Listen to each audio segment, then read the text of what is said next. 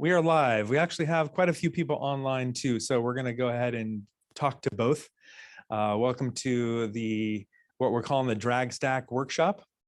And what we'll be doing today is showing you first a demo of what it looks like when it's running on your laptop using a Docker extension. It's just the easy way to get this going, but as a part of this workshop, we want to also show you how to install the drag stack, which is a drone and in this particular case, the R stands for a registry, and we're using a Sonatype Docker registry. And then of course, Argo. And then the G is for Git. In this case, we're using Gitty.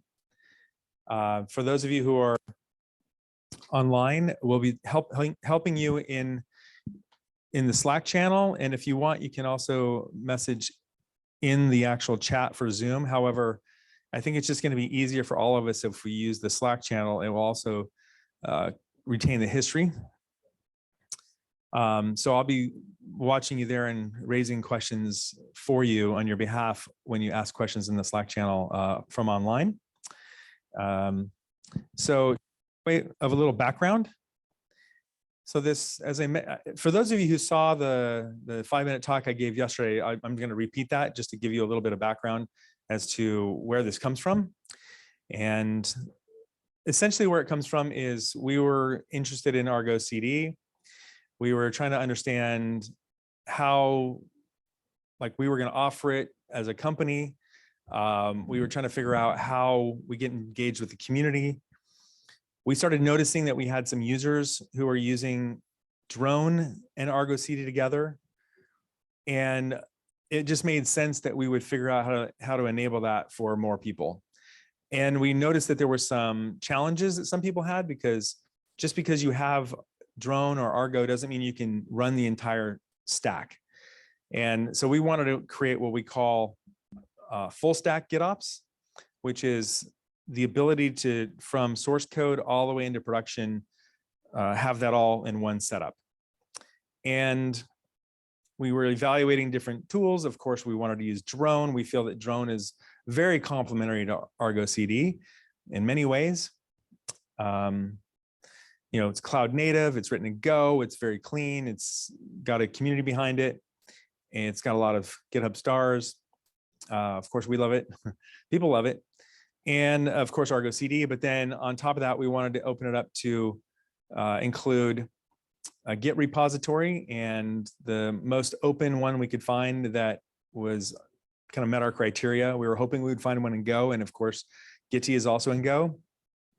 And for our registry, we chose Sonatype really just because we were familiar with it, but we're probably going to add or replace it with Harbor, which is a CNCF registry. And that gives us a complete stack that's mostly CNCF. And then who knows what will happen in the future? Maybe we can make it all CNCF. But in addition to that, we had the idea of adding Litmus Chaos, which is also written in Go and also a CNCF project. So we get a lot of capability all in one stack. And then of course, we'll be deploying into Kubernetes. And one more thing I just want to say is that for those of you who are not familiar with drone was created basically because Brad, the creator of drone, noticed that Docker images made a heck of a lot of sense to run. Docker containers made a lot more sense to run tests in, so you could keep your tests separate from each other. If you upgrade one test to a different programming language or version of your language, you don't have to mess with the others. It keeps them all clean and allows them to scale out. There's a lot of benefits, of course, of running CI in container images. So drone was the first container-based CI tool to hit the Docker community. And Brad did a great job of answering their requests and issues and responding to their pull requests, that kind of thing. So it really grew and grew and grew, and he grew a wonderful community of people who love drone. So Harness acquired drone about 2 years ago, and Brad has helped us basically enable Harness to offer drone as a service. That's what Harness CI is. And so it makes a lot of sense for us to support the community in having a free open source version that they can run anywhere. And then for us, the benefit we get is if they want to run it as a service and they want to use Harness, they can do that. So that's why we're doing this, is not just for the community, but also for ourselves. And that's a nice feedback loop because we can continue to support it. And hopefully if we do a good job, some people will like to use Harness someday. So anyway, with that, if you have any questions about drone, please let me know. I'll try to answer them in the Slack. And for those of you who are online, yeah, let me know if you can't hear or if you need to use the bathroom. No, I'm just joking. We'll take care of ourselves here. You guys take care of yourselves there, but let us know if we can do anything to help make it easier for you to hear, listen online. And if you get stuck, we are going to try to help you. We have a room back here where we can possibly like enter into a like a Slack huddle or something. Maybe we can see your screen and help you out that way. But we're going to also go a little bit slower than we might normally so that we can keep those online can keep up. So let us know if you need us to slow down or go back or something. We'll do that as well. All right, so that's it. Let me turn this over. Who wants to go first? I got Jim and I got Kamesh. They're the two creators of the drag stack along with myself. And they're going to lead this workshop. They created this workshop for you. So they're going to lead this workshop for you, and you're in great hands. So who wants to go first? You're going to Rochambeau? Yeah, go for it. Okay. All right, first, this is Jim Sheldon. Hey, everyone. Do we want to do any slides, or do you want to jump into what you have? We could just give us some. You just give the intros and then we'll get the slides. Okay. Just give.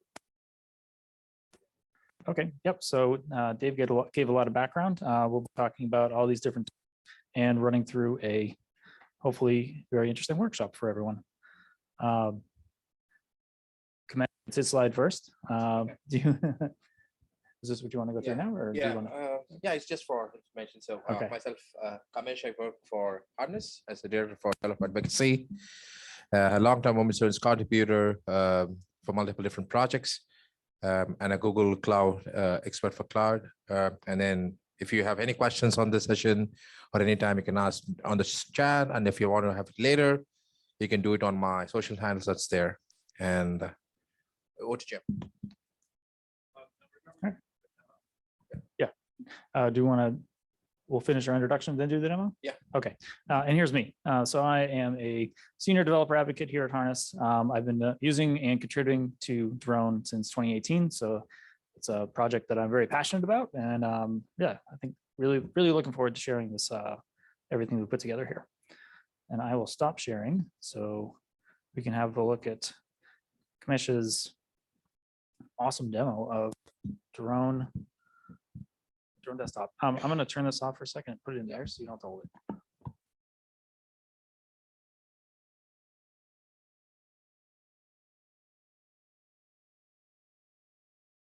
Is it okay? Audible? Hello? All right. So a bit of logistics to get the. I'm going to zoom that. Don't mind. Yeah. So I hope you see my screen, everyone. So some kind of this side on this thing. So just to give to start with, like, anyways, we'll be getting into a super demo right now, and then a bunch of exercises that we're going to do after this. But before we go into this, so all this, whatever we are going to show for next 2-3 hours, is all doable from your laptop as well. So that's what I'm going to show you right quickly. So this is doable via what we build is called as a drone CI Docker extension. So this extension allows you to run a drone from your laptops. If you all you just need is Docker for desktop, and then you can install the extension. For now, the extension has to be installed from the GitHub repository. So that's here. So if you go to Harness, let me go back. Sorry, I'm just flipping my screens up. Sorry about that.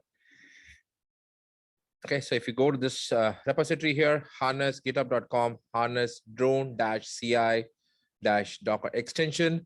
That's a place where you can install for now. If you scroll a bit down on this thing, you should see the installation instruction, but it should soon be available as part of the Docker extension marketplace, which means that we can go install it right from here. Okay, if you go here, manage extensions, if you go to marketplace, you can install it from here. So that's going to be soon. But for now, we have to use the GitHub instructions to do this. So once you have that thing, then we can import a pipeline here. So one of the pipeline I added was a drag stack. We'll share the links of these things to you guys soon. So from the drag stack, if you go here, click on that, it'll list you from thing. I think one is set up and delete, obviously. So just click on this one. And that's going to, I'm going to do a run of this for a quick thing. Let me go hide this video panel and hide many controls. It's kind of distractor for me. You can click on this, and then I'm going to leave everything, just make it trusted, and then start run. So this is going to run your pipeline right now, a drone pipeline end of the day. As you see that, it's kind of building a K3s cluster using K3D on my local laptop, and it starts to install all the component that you're talking about as part of drag stack. Okay. Sorry? Okay. I can. Yeah, I can. Yeah, you just need to do. So when you want to install it from GitHub, if you go here, let me go. I'm sorry, I'm on an empty tab. So let me go find out the right window. If you go to the extensions, and there is a extension install command here. So drone extension install. Drone CI Docker extension. You can use the latest tag. This uses a little bit older tag. You can just use latest tag to get the latest builds, and that's all is required. And then the extension should be there on your laptops. Yeah, I think you don't need to clone the repository. You can just install the images available in the Docker Hub. It just installs the image for the image. So I can show you that. So the command is just simple, like as you see on my screen. I'm just going to show the command for a second. Okay, let me shift to a different window. Let's make it easy for reading. So if you do the command to do this is Docker extension install. That's all. If you see this one, so this basically is going to pull the image from the drone namespace in Docker Hub and install it. And once you install it, I'm running a dev build on my thing. So we are send it for the review to Docker. To add it to the marketplace, and it's under process, so it should be soon available, and then probably we'll let you know through a tweet, or Dave might have some channel by which you can reach out to say that it's available in GA. It's not GA, maybe like initial beta versions, dot releases. So so this is what happens. So right now, the things that you're going to see the next couple of hours, the components like Gitty, Argo CD, registry, and all these stuff, it's now I'm just showing that they are just installable right from your Docker for desktop, which means that you are now open to do all the things that we're doing right there using this one as well. So this is more for a development kind of a purpose. I want to try something. I want to make sure my pipeline works, my GitHub workflows work, and then move it to a enterprise thing of GitOps, and then start doing that from an organization level. I can try everything. Otherwise, in my own personal experience, it's CI/CD. So when you start with your pipelines doesn't work as expected, so you do multiple commits on your repository, just saying, okay, I'm fixing my pipeline, I'm doing this, I'm doing that, etc., right? So you don't need to do that with this. So if you see right now, I've done this, and then if I go to my browser, let me make this smaller. If I go to my browser, and then say, and then I'm going to say Gitty right there. So Gitty is there right on your laptop. If you see, this address is 127.0.0.1, and then the same way, like, so you should also see the other components, Argo CD is getting installed as well. So which is again, so the whole idea here is to make your effort to start working with Argo CD and Drone CI much simpler and easier. So the goal is that obviously this is an improving one. Obviously, you can put a feedback on our slide to get the things done, right? So so this is what it does. So let's give a few seconds for it to complete. So in 2 to 3 minutes on your laptop, you have this complete stack, which you're going to talk and do in the next few seconds. Right now, we have the Drone CI also got installed, and then you see the apps getting updated. And then there are a bunch of apps.got install. If you go to my Argo CD URL on my local, and you see it here as well, right?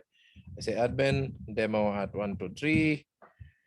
There you see your Argo apps is also there on your local machine. This is exactly what you're going to see in the workshop, but it's going to be on a cloud thing. So which means that I can seamlessly go from my laptop into cloud pretty easily with the same set of stuff.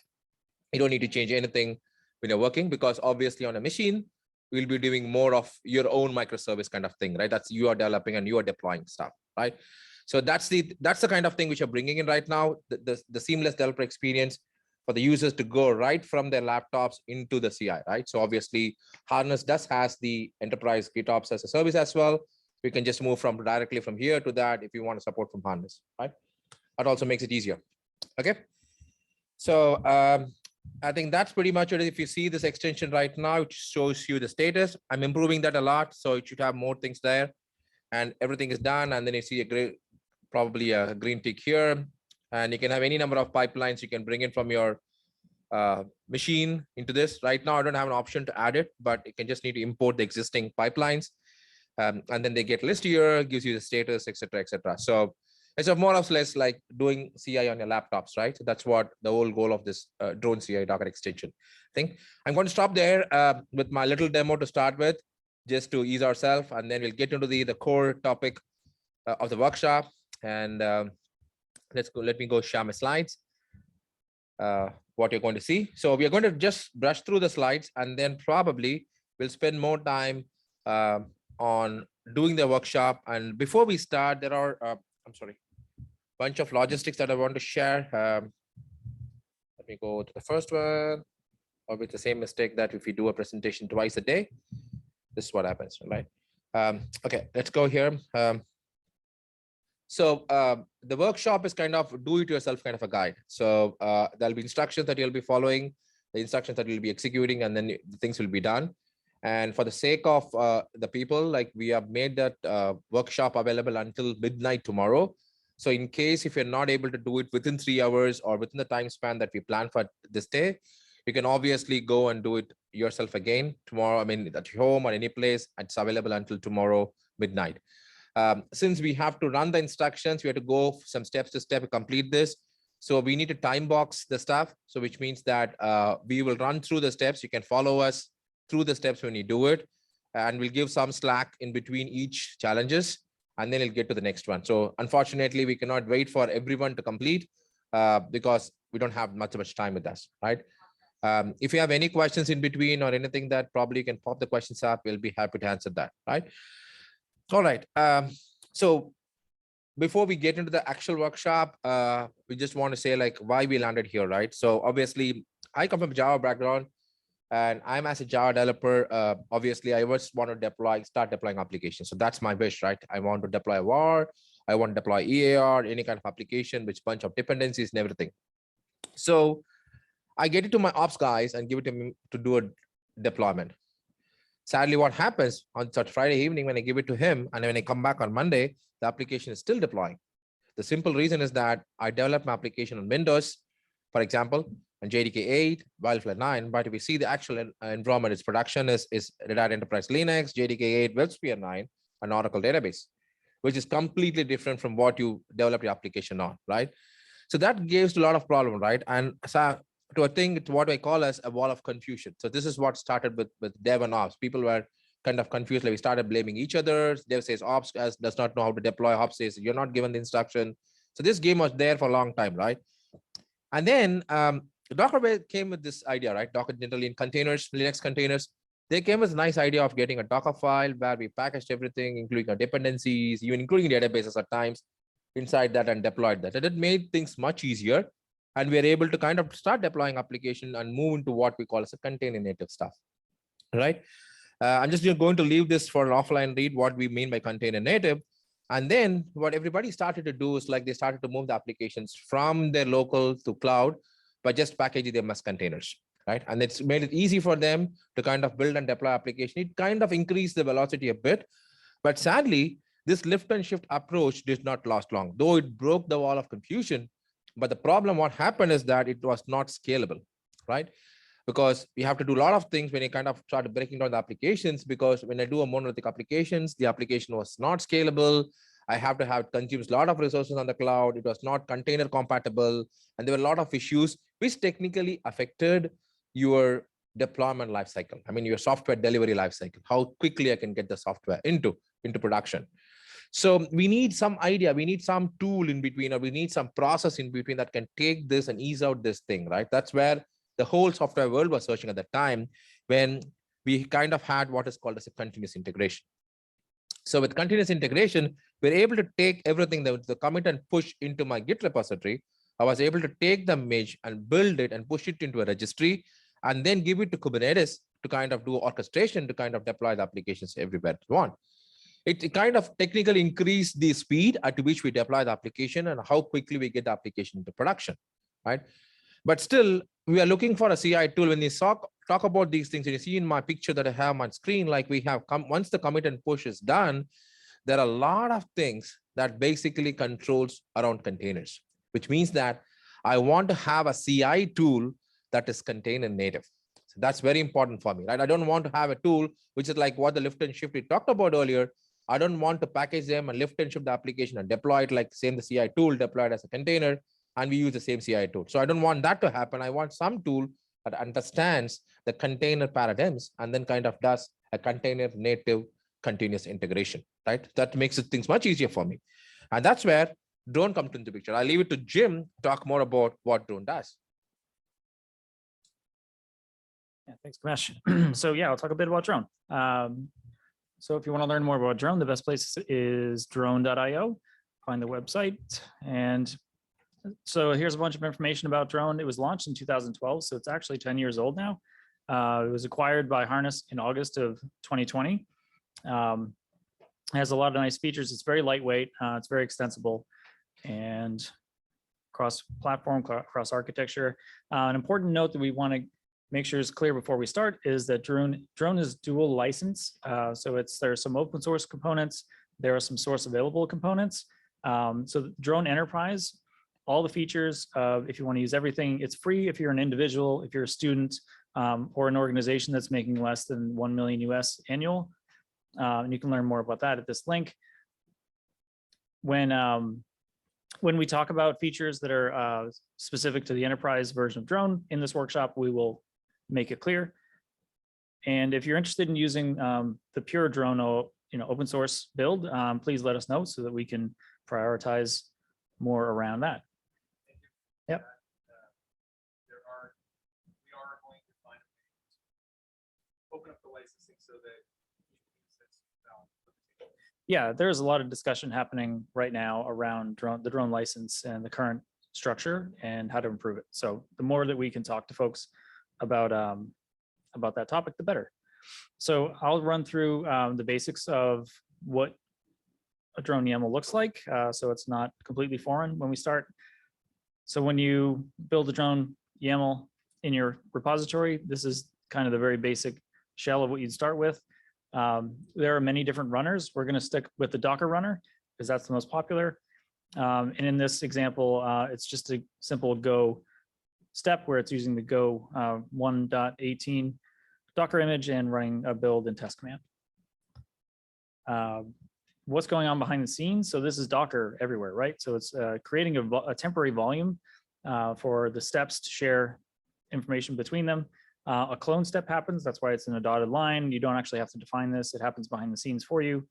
And then the command, Docker run command happens for the image that you defined and the commands that should run within it. So this whole lifecycle of being able to use containers in CI pipelines is like such a huge shift versus what we used to do. So it's nice to be able to have different members on your team use the different components that they need at the versions that they need. Go, Selenium, Postgres, Google Cloud in this example, right? We can build a whole pipeline around this off of official images. We're not having to build things totally from scratch ourselves. Here's a pipeline that uses Postgres as a service. So services in drone are just containers that you want to keep running for the duration of the pipeline. So Postgres databases, that kind of thing, make a lot of sense as services. And then here we just have some steps for copying, building, and then publishing. And then, of course, if you need to, you can build your own Docker image, right? You're not limited to only official images. If you need to mix and match and build your own image with all the dependencies that you need, you can do that. And you can even publish that maybe to your own private registry. Drone plugins are really cool. Talk about them really briefly, that they basically abstract away a lot of potential complexity. So if you have, for example, commands to build, tag, and push a Docker image, there's a plugin for that. You don't have to have all the commands for Docker build, Docker login, Docker tag, and Docker push. So plugins are Docker containers. They perform predefined tasks, and they can do a lot. So anytime you see plugins / something, Drone has the plugins namespace in Docker Hub, which is kind of cool. So plugins / Docker is the official Docker image. Plugins / Slack is the official Slack Docker Drone plugin for Slack notifications. And so we'll talk a little bit about where CI isn't necessarily the best tool when you want to get into CD, and that's really why we're talking about Argo. And Kamesh looks busy, but this is where I'll hand it off again. Hey, thanks, Jim. So okay, so we talked about CI, how CI helped test things, but I just want to touch upon a few points, like why all these GitOps things came into picture and why we want to do these things, right?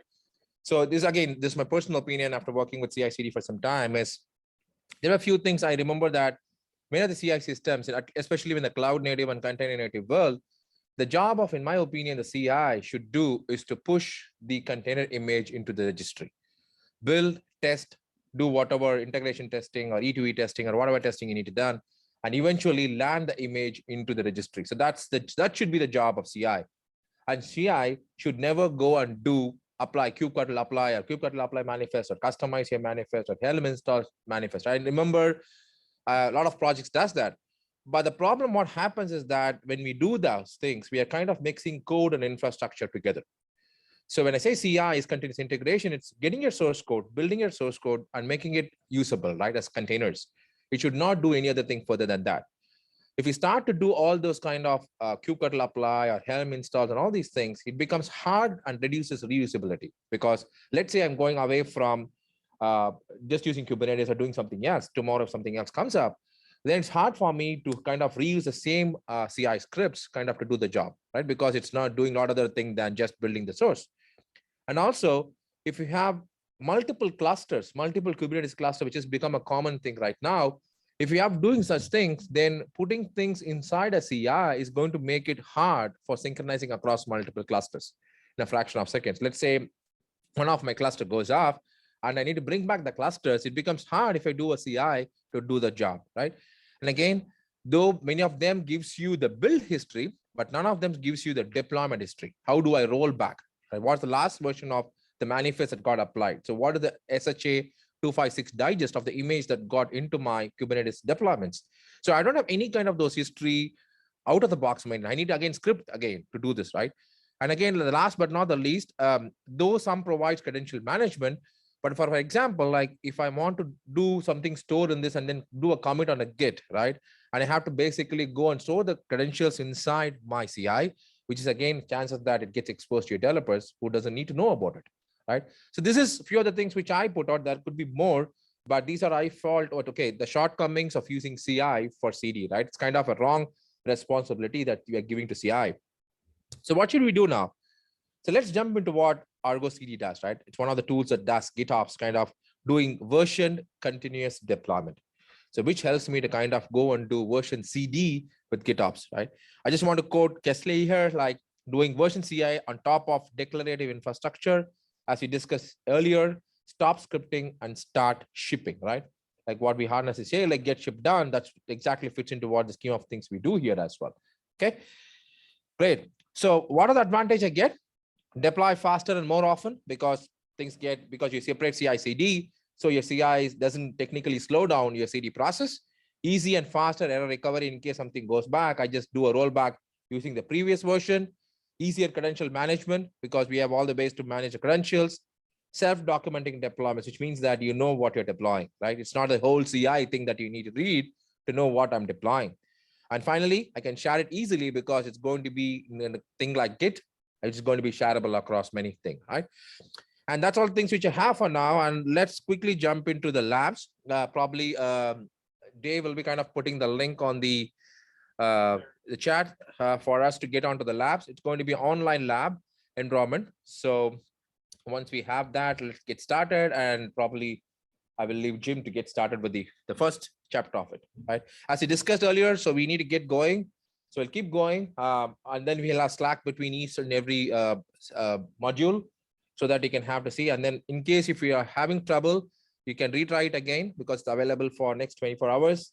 And then even further, if you have questions, we are there to help you out. Okay, over to Jim. Stop sharing. Yeah, got me out. Did you want that? It's in the Slack room. We think you just. Okay.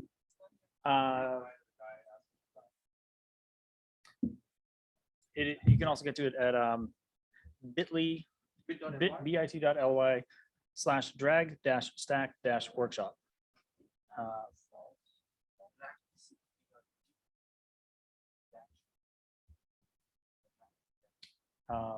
Here, yeah. I could have just shared it myself, couldn't I? That would make a lot more sense. This right here. This one.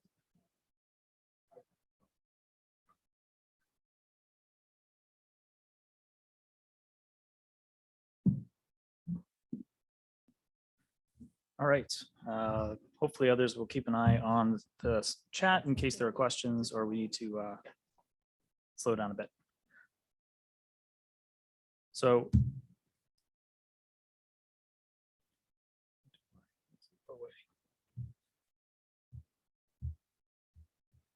hopefully everyone can get to this point, and we click view content and select the drag stack workshop.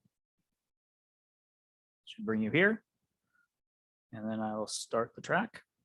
So if you've never used Instruct before, it's a really nice platform that we're just kind of getting comfortable with now, where it's all browser based. You get your own cloud VM environment where it's specific to your session, and everything's it's your own little sandbox. And then everything will be guided. You'll have instructions off on the right and a terminal or browser windows in the rest of the view. So yeah. Yeah. Sure. Yeah. This is a guided environment that we want for education purposes. Beyond this, if you're doing this on your own, we have instructions that are a bit different for what you'd run on your own laptop or in a cloud environment, right? Or if you have your own Kubernetes cluster, this is the best way that we've found for getting a learning environment together that that provides all this information and all these capabilities in one place. And great. So and it does, yeah, it comes, what the image that we've selected has its own pre-configured Kubernetes cluster on a single node VM cluster. So I'm going to click the, it thinks I still have a session, so I'm going to restart this. So here's our first track. Here's the first challenge of the track, where we're going to deploy Gitty into the Kubernetes cluster, and then we'll make sure that we can access it, expose the service, log in. So why would you use Gitty? Well, if we want to provide this all as one environment, we need to provide the Git component. First, you might have, GitHub is where most people will be in the real world, but any Git, of course, Drone supports many different Git providers. It supports Bitbucket, Gitty, GitHub, and a few more. So this will definitely work for all of them. But to be able to provide this environment, we have to spin up Gitty first so that we have a place where we can create a user for you, have repositories that we can make commits into, set up the authentication between Drone and the tool. So I'm going to go ahead and click start. And this is what the interface looks like. Yep. Yeah, anywhere you see DAG, we are renaming it to drag. So that DAG is definitely overused. It's actually usually meant for directed acyclic graph, which you'll see in a lot of Argo documentation, or especially around workflows. The fun thing is that drone does directed acyclic graphs also. So it's definitely going to lead to potential confusion if we don't rename it. So we started with DAG, it needs to be drag. So anywhere you see DAG, just know it's going to change to drag. So the way that we'll install Gitty is with Helm. So at this point, we don't have anything in the cluster. It's completely empty. We don't have Argo, we don't have drone, we don't have any of that stuff. But the first thing we need is Gitty, because we need a place to store our source of truth for all of our configurations and YAML files and all that sort of thing. So we use the Helm command to add the repo for Gitty, update the list of available repos. Now I'm going to run another command that's going to actually install Gitty with some customizations that we have. So I'm going to hit enter. So this is just taking, anytime you see env, sub, st, and subs, environment substitute, it's taking some environment variables and replacing them in the file that you see in the middle, and then piping them to something on the right. So that we're doing this just because we don't want you to have to do a lot of manual edits that could maybe get typos or maybe get something missed. So there are, what's that? Yeah, the environment variables are all up here on the top, and that's coming in from a different tool called dir env. That all that is not too important to understand these different tools. It's just how we're making the environment customizations and differences available so that you don't have to do a lot of manual edits. So if you've ever worked with Helm before, hopefully you've seen the values files. So that lots and lots of projects provide official Helm charts, and all you should really have to maintain is your values files. The things that are different for you about your environment and your setup should only have to exist in this values YAML file.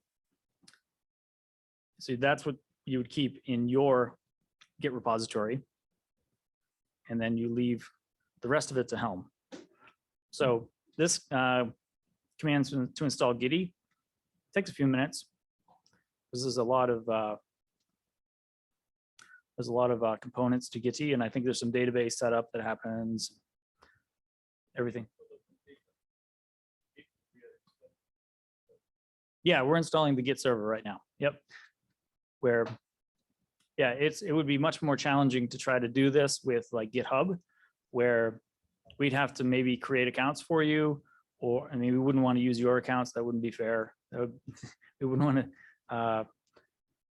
There could be some privacy issue there, but yeah, it does. Yeah, it's just that we've got to provide this all packaged together in what we're sharing. But yeah, drone.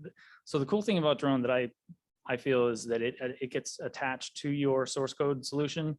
So if you've ever used in the years past, I remember having to maintain Jenkins instances where users and groups, all that authentication was stored in Jenkins.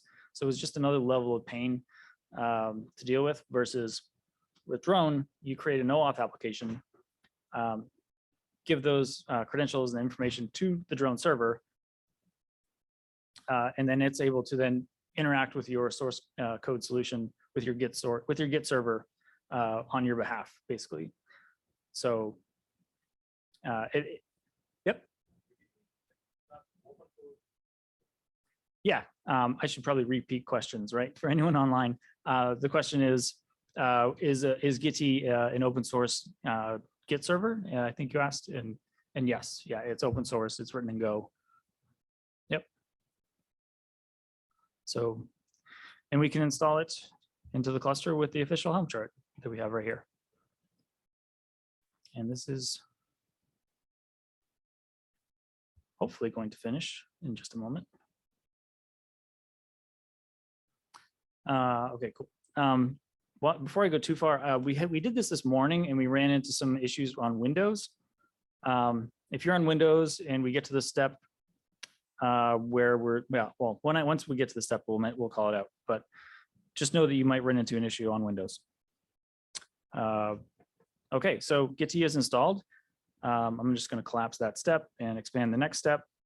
So for all of this, we have what happened behind the scenes just then. It got Gitty up and running. Next thing we need to create the user. We need to set up the OAuth application. Like I was saying, we need to clone in a bunch of repositories that we're going to use in our examples. And instead of doing all that by hand, we've automated it. So yeah, so we wrote, Kamesh actually wrote it, an automation for bringing all of that in so we don't have to do it by hand. So that's this next step here, where we're doing a customized build of the configuration that's in this directory. We don't need to go into detail of what it's doing, but it's creating the user, it's setting up the OAuth application, it's cloning repositories, all so that we don't have to do that by hand.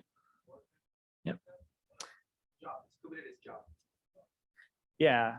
So it's actually, you built an application and you put it into a container and then you put it into a Kubernetes pod job that got run that ran a bunch of stuff within the cluster to do that. So we didn't have to do it manually.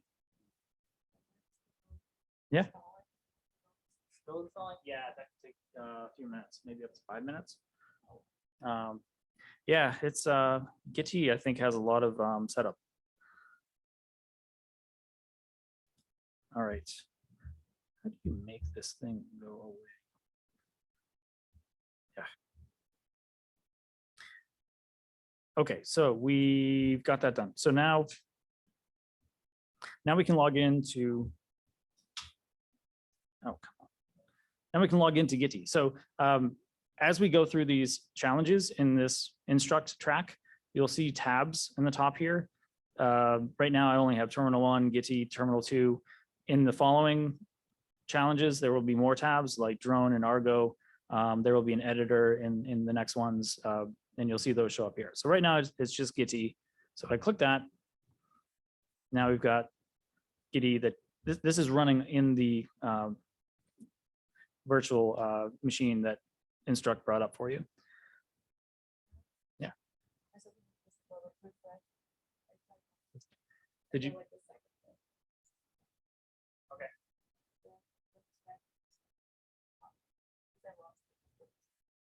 That's okay if you have to, yeah. It's okay if you have to refresh, or it should be okay. It should keep the last thing you did. You just have to remember maybe where you were in the steps. Okay.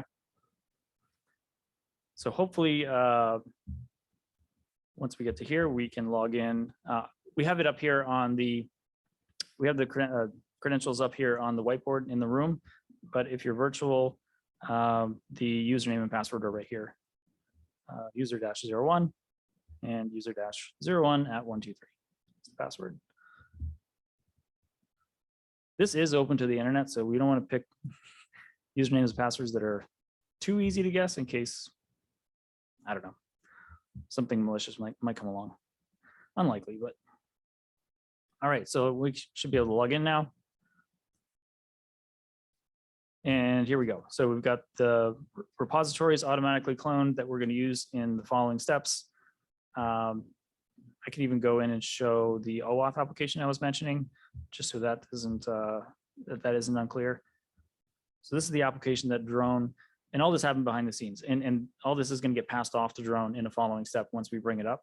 But just know that this is important. This is how drone interacts with your source code to authenticate and receive, to create the webhook. That's how what drone knows about what's going on in your repository, is through webhook events. And all of that is made possible through this OAuth application. So we should be good. One last step in this track, or in this challenge, is to do a rename of the, so we've got a cloned repository here for this DAG, for the for the drag stack. And that repository was cloned before Gitty was available. So to be able to now push things up into Gitty, we have to do a little Git trick to rename the origin so that we can start pushing changes to the local Gitty instance. So that's what these few commands are right here. I renamed the origin. Now I'm going to add a new origin, have a look at the remotes to just see if it looks right, and that looks right. Yep. And then we'll push this up to the repo. So the first time this prompts, it will ask for the user credentials. So it's user-01, user-01 at 1, 2, 3, and it should not prompt again. That's it. So hopefully everyone is able to get to that point.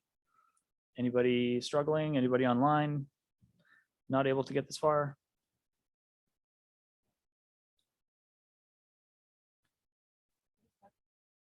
Still stuck at Gitty.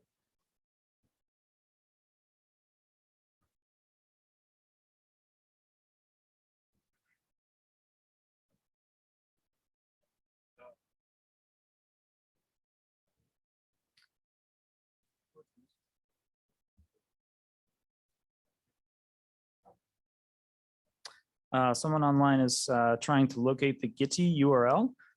It should be right here. Hopefully this shows I'm trying to point it out in my shared here. So the Gitty link right here should bring you into Gitty. Okay. All right. Glad that worked. Yep. Want to refresh the workshop? Yep. Don't refresh the browser. You see the refresh button there on the instruct lab? Yep. You have to use that. If they refresh the browser, the session gets restarted. Oh, okay. And then you're lost.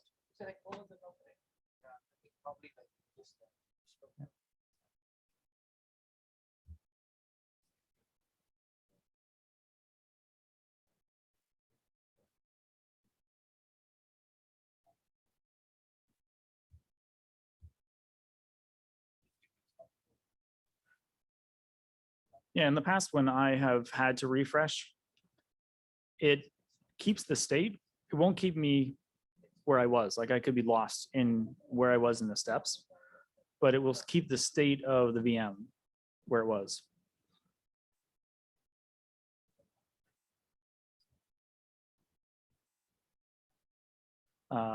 Should we move on?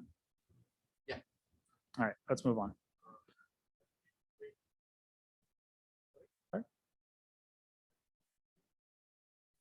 Oh, did you click the check button? Okay.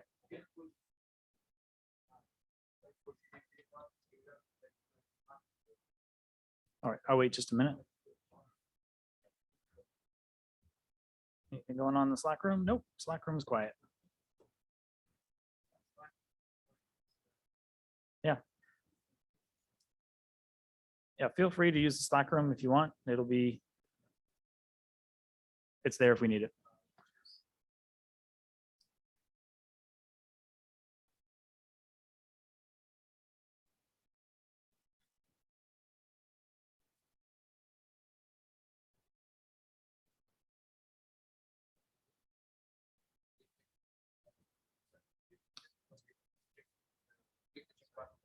Okay.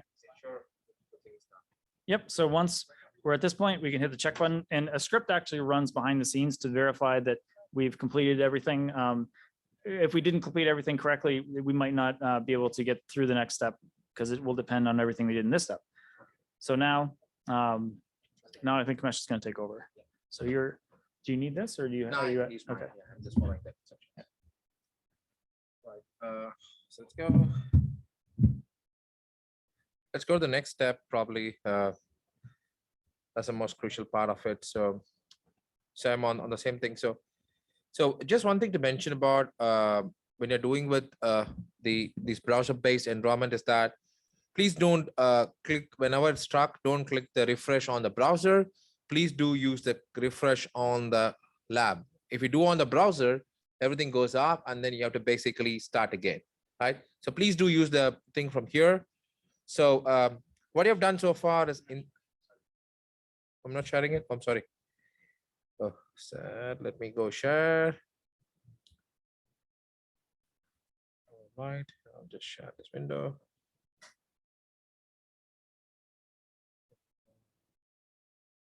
Chrome. I hope my screen is visible now. Right. So sorry, I was not sharing when I was saying the earlier stuff. So whenever you want to refresh the browser thing, again, if you see your prompts get stuck, please don't use the refresh on your browser.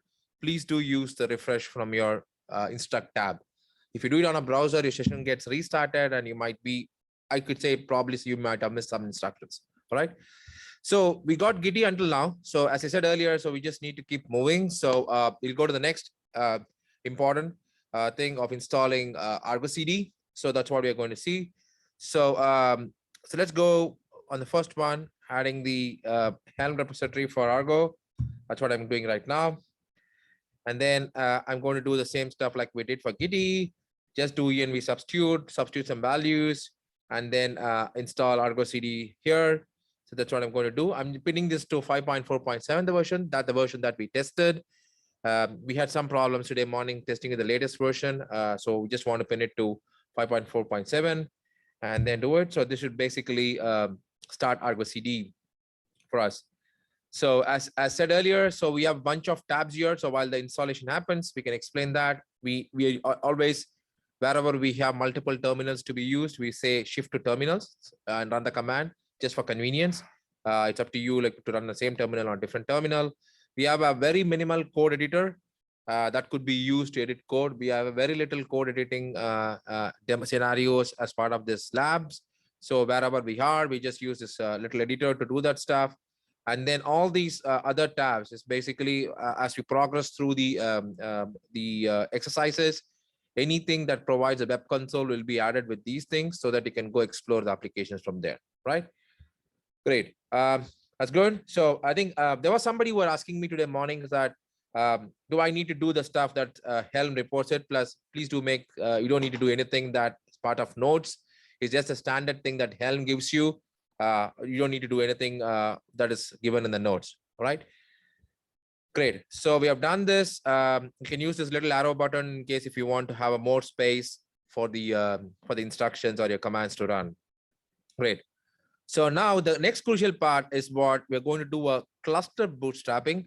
As we saw earlier, it's going to be drag stack. We're going to use app of apps pattern to kind of create an app that's going to install Argo CD image updater, drone server, drone runner, and then Artifactory as a Maven repository. As Dave was mentioning earlier, so Artifactory is used as a Maven repository manager plus a minimalistic local registry, but we'll be eventually replacing that with Harbor in the next version of the workshop, right?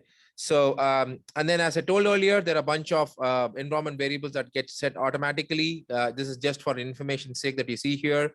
These are already set using the env-rc file that we have in your exercise, right? If you go to the code tab and there is an env-rc, if you look at this, this will give you the list of environment variables that is being set on every terminal that you run. So that's what the DAR-env allowed us if we change something on this. So it makes it easy for us to kind of go maintain, add any new environment variables. All right. Awesome. So sure.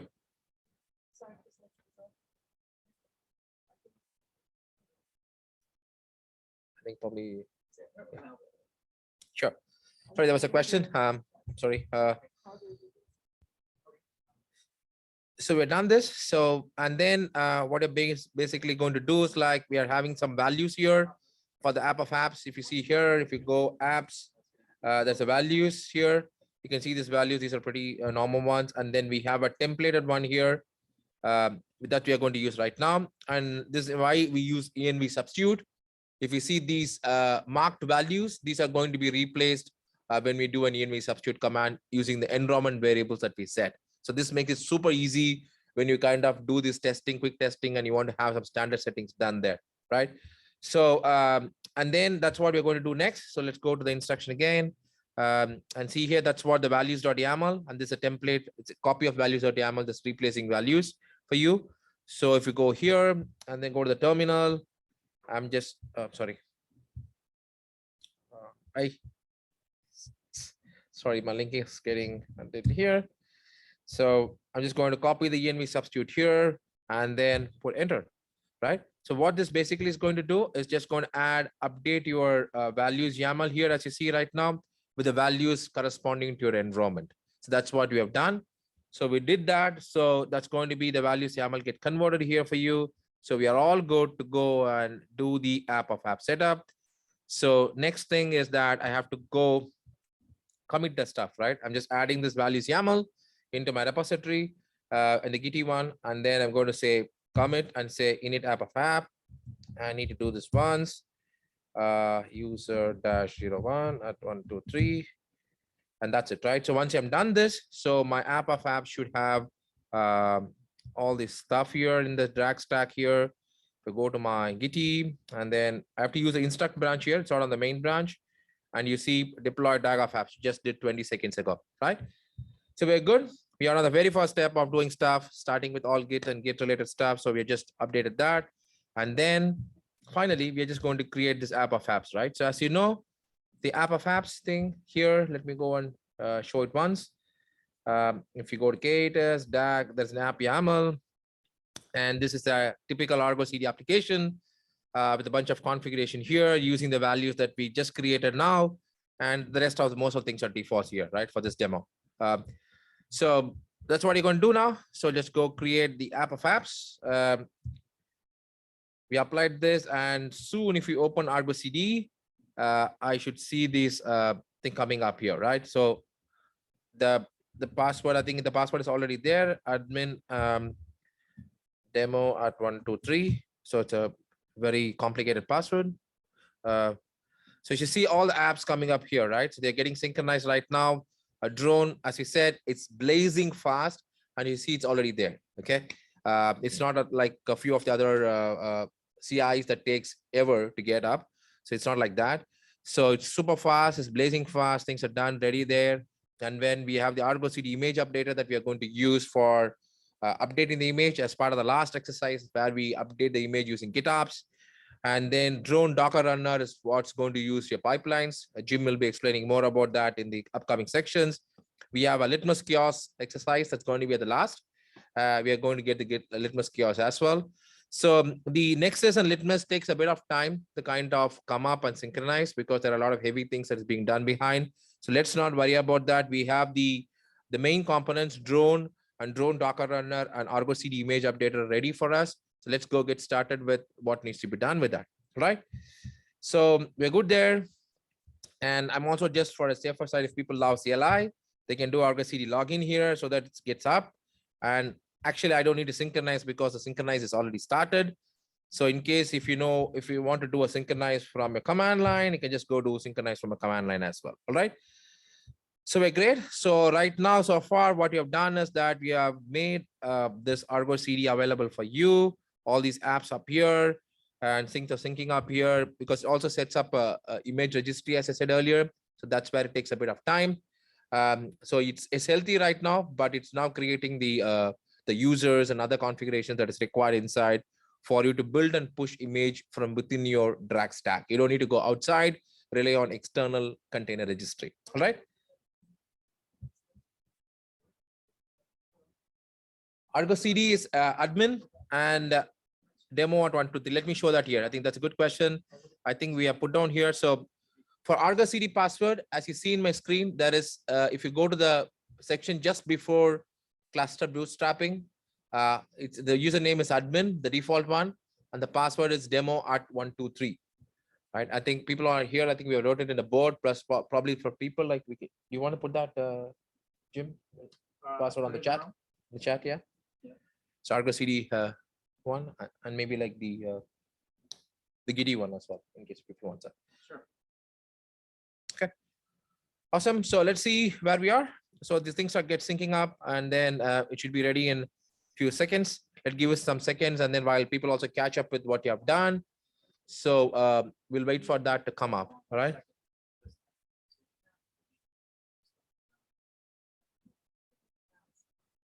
So we're going to hold on at this state till everyone catches up, and then we get to the next section of the whole thing where we are going to verify drone.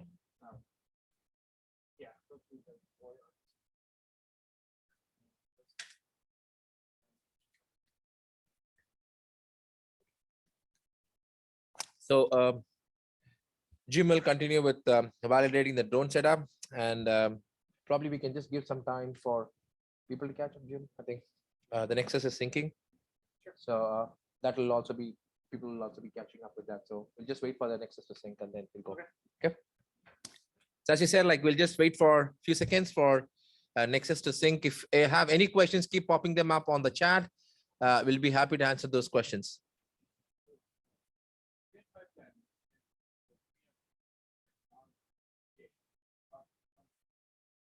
Okay, there's a question that if drone pipeline could be used for VM-based workflows. Is that right? Or is it different? Yeah. Okay, yes. So we have, as Jim told in the earlier when you're giving introduction about drone has multiple runners. The runners could technically be used to run on Docker, or it could be used to run on VMs as well, or cloud-based AWS, GCP, or Azure kind of runners are also available. So it could be run anywhere you want. Or if your question is like, if it has to build a VM, right?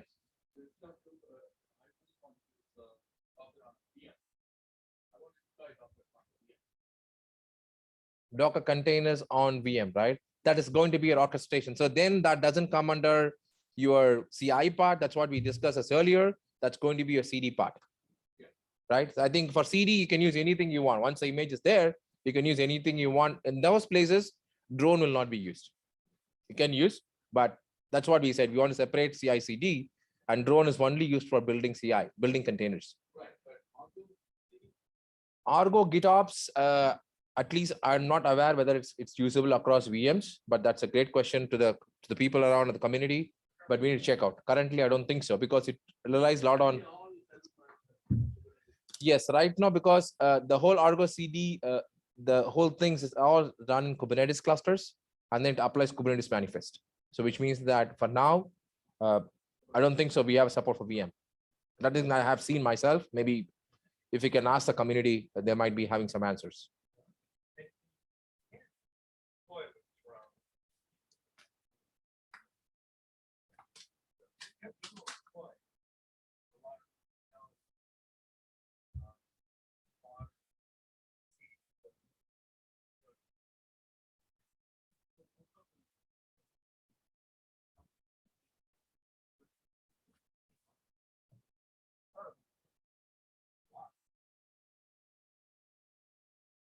Okay, I think Jim, I think we can get started. I think it should be syncing up while we do that. So let's be we have just an hour and a half left.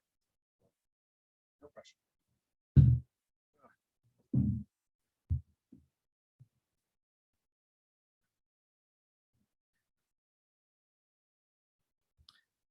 All right, so at this point, everyone should hopefully be logged into their own personal Argo. I am too. Everything's green. That is looking good. So now we're going to get some information from the drone installation. So we brought up Argo. We did the install of all these different applications with the app of apps method that we were talking about before. So now each of these links should bring us to each different part of the stack. So if we click the drone link, it should bring us to this view, this welcome screen. Click continue. And the first thing that happens is we get this authorization message. So this is Gitty saying, yeah, sure. The drone link, we're right here. I'm moving my cursor over it. Yeah, so if you see all the tabs on right at the top. So we just terminals, whatever we refer on instructions, they open one tab, then it means that how to click on the tab that's there on top. Yeah, so like I was talking about before with the OAuth application. So Gitty is saying, hey, this application wants to do things in your account on your behalf. And so of course we're okay with that. We say authorize. And this is the next drone welcome screen. We don't need to fill this out. We can just see submit. And perfect. So here, this is the drone web interface. And we see all of the repositories that are available to this user in the Gitty installation. There are 4 of them in this case. So we'll do more with those in just a couple minutes. The first thing we need though is down here, if you click this circle icon, hopefully it's clear down the bottom left. We need these 2 variables. So we're going to do some things with the drone CLI so that this is the drone web interface, but there's also a drone command line tool that is very handy. And we're going to use it for a couple things in this track. And yep. Right. Yeah, this is where we've seen a weird problem with Windows. We're not quite sure why. So all I should have to do is just, select this and copy, and then bring it over into that environment and paste it in. So in Windows, we were seeing some strange new line characters. So worst case, maybe we can, yeah, I'm not sure what we can do. We can't get beyond that. Yeah, copy and paste on the terminal might be the next thing to try, because we have some steps here that to hopefully you only have to do this once, but if for some reason it's not working, you should just be able to copy and paste this anytime we try to do a drone command from the command line. So the steps here have us now go into the code tab. So from here, if you click this link, hopefully this is clear. Yeah, I'm just doing it very slowly, so hopefully everyone can follow. Because we want a new file, and we're going to call it .envrc.local, just like it's described over here on the right. When we do this, it's going to make these 2 variables available each time they're needed. So I created the file, and then it showed up over here on the left. Then I clicked it, and now the editor opens up, and I should be able to paste. Yeah, sure. So once that's in there, click the save button, and the file's been written. So now these 2 variables will get read in by this dir env tool each time, and we shouldn't have to touch them again. So if we run dir env allow again, that should reread the environment variables. Now if we do like env and then look for drone, there we go. We have drone server and drone token. Those are the 2 things we need to be able to use the drone CLI. So like we can do drone info, and it'll give you information about yourself. Now this next command, drone user ls, this is only going to work for an admin, and this isn't going to work right now because this user is not an admin. So perfect. We're getting a forbidden message, which is what we want. It's described over here on the right as what we're expecting. So the current user needs to be an admin to be able to perform administrative tasks. So this is the first kind of GitOps workflow we're going to share, which is changing drone to make this user an admin. So the current running drone process doesn't see this user as an admin, but if we make this change, then the user will become an admin. So that's, and the way we'll do this is just through another environment variable. So if we set this environment variable, enable drone admin equal true, and then do another substitution into a file like this. Now if we do a git diff. So that this values file, like I was talking about, anytime you're using Helm, you have values files with the pieces that are specific to your implementation, your application. It was false. Admin was set as false. Now we're setting it to true. So if we commit that and push it, which is what I just did then. Now Argo, because Argo is watching that repository for changes, it's going to synchronize on some interval. I'm not sure what the interval is. It's a few minutes. Once it does, it'll get picked up and automatically update drone. So just to show this to kill some time while I wait for that. If it takes too long, I'll manually do it. But just to show you what we just did, if I go to the Gitty web interface, I go to the DAG stack repo, go back to the instruct branch, and look at recent commits. So here's the commit that I just made, which is setting admin from false to true. And with any luck, this is going to get picked up without me having to click the button. I don't want to click the button because it's yeah, I mean, I can give it a minute. Let's give it a minute and see if maybe we'll give people some time to catch up too if they're a little behind. But it's so much more satisfying to like sit here and let it do it by itself. Much more exciting.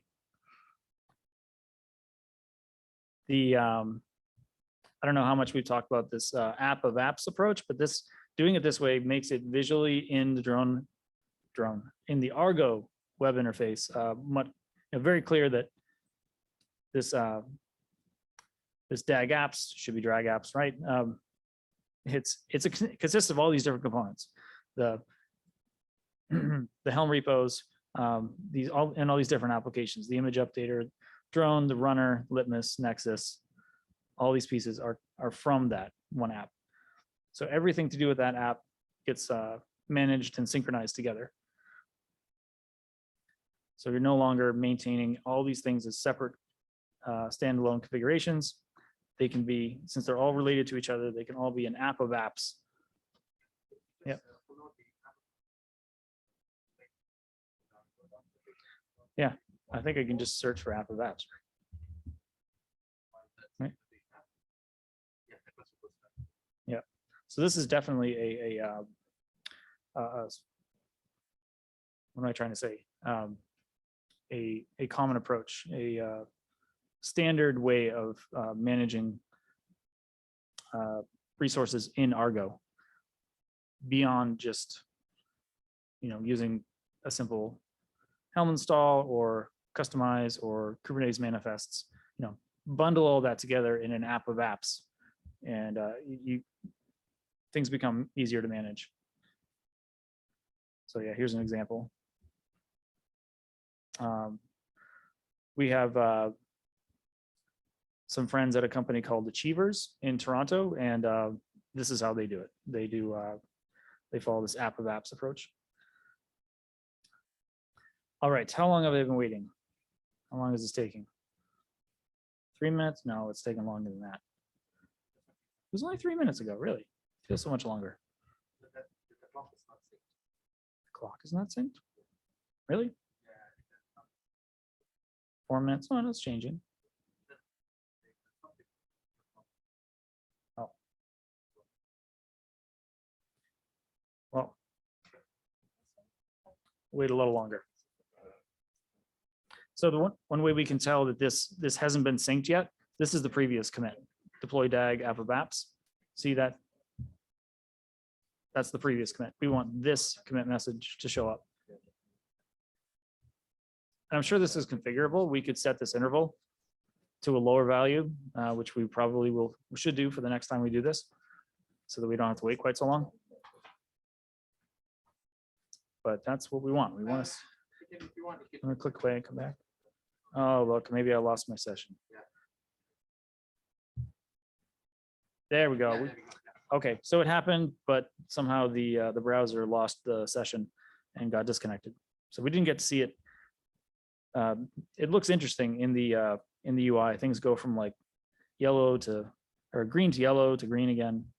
But this is what we wanted to see. Enable admin is now there. So now if we do that same drone user ls command, this one, this didn't work before, but it works now because this user is now an admin because that setting was changed and drone was rolled out with that change.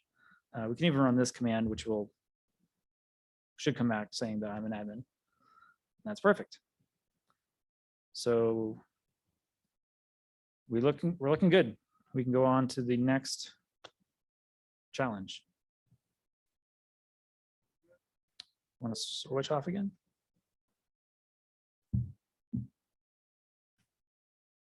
All right, so maybe we can give some time for people to catch, maybe a couple of minutes before people catch up with the stuff. Go to the next one. So is anyone having trouble doing up to this? Please do ping us on Slack. I'm in our Zoom chat. So we'll be happy to help you. Otherwise, yeah. Yeah.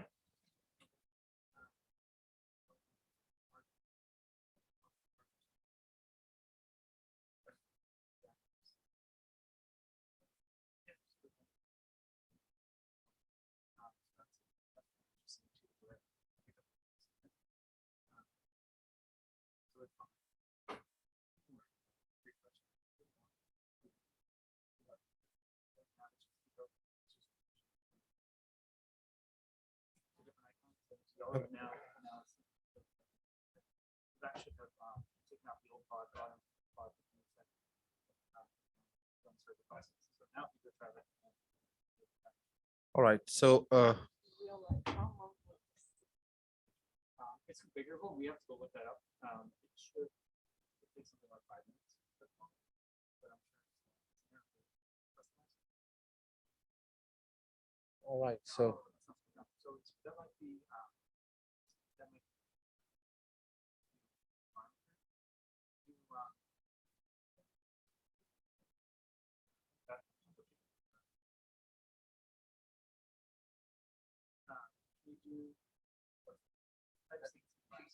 switch the DNVRC local file. Yeah. The code. Let's create that. She missed that step. Yeah, that's okay. You do it this way, and you won't have. It's just not authentic. So it's not there now.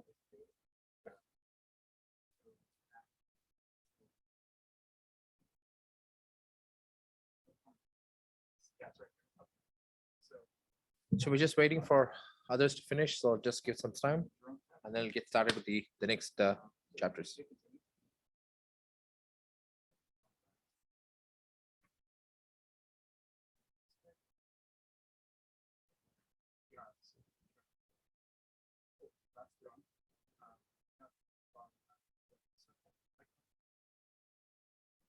This is your so now that goes into a file we're about to, you won't have to enter this. So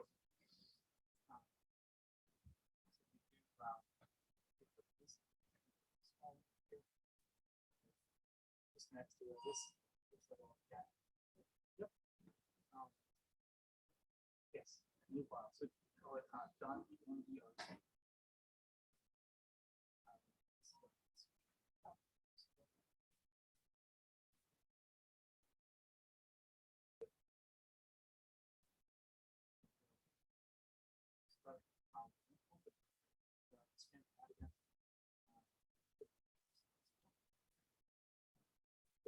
So I don't remember if you had these.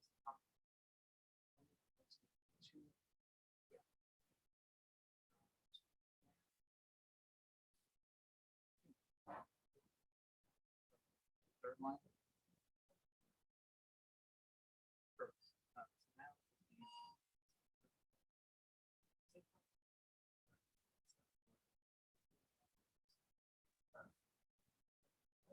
So.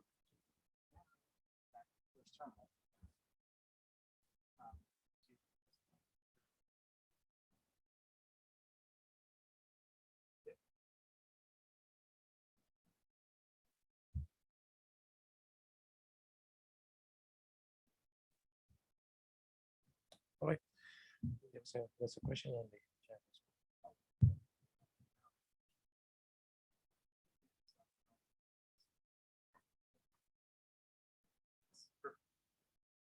All right. So I hope everyone is able to get through. I think it's a couple of questions. We'll answer those questions. So one of the common mistakes I want to identify before I get into the chapter. So one of the common things we technically miss, something like the previous commands doesn't work, you're not able to enable repository, is basically you would have missed to create this envrc.local file. I've seen this many times. There was another user here as well who has the same problem. So please do make sure this file is there and it's sync with what you see on your accounts page on the drone CI.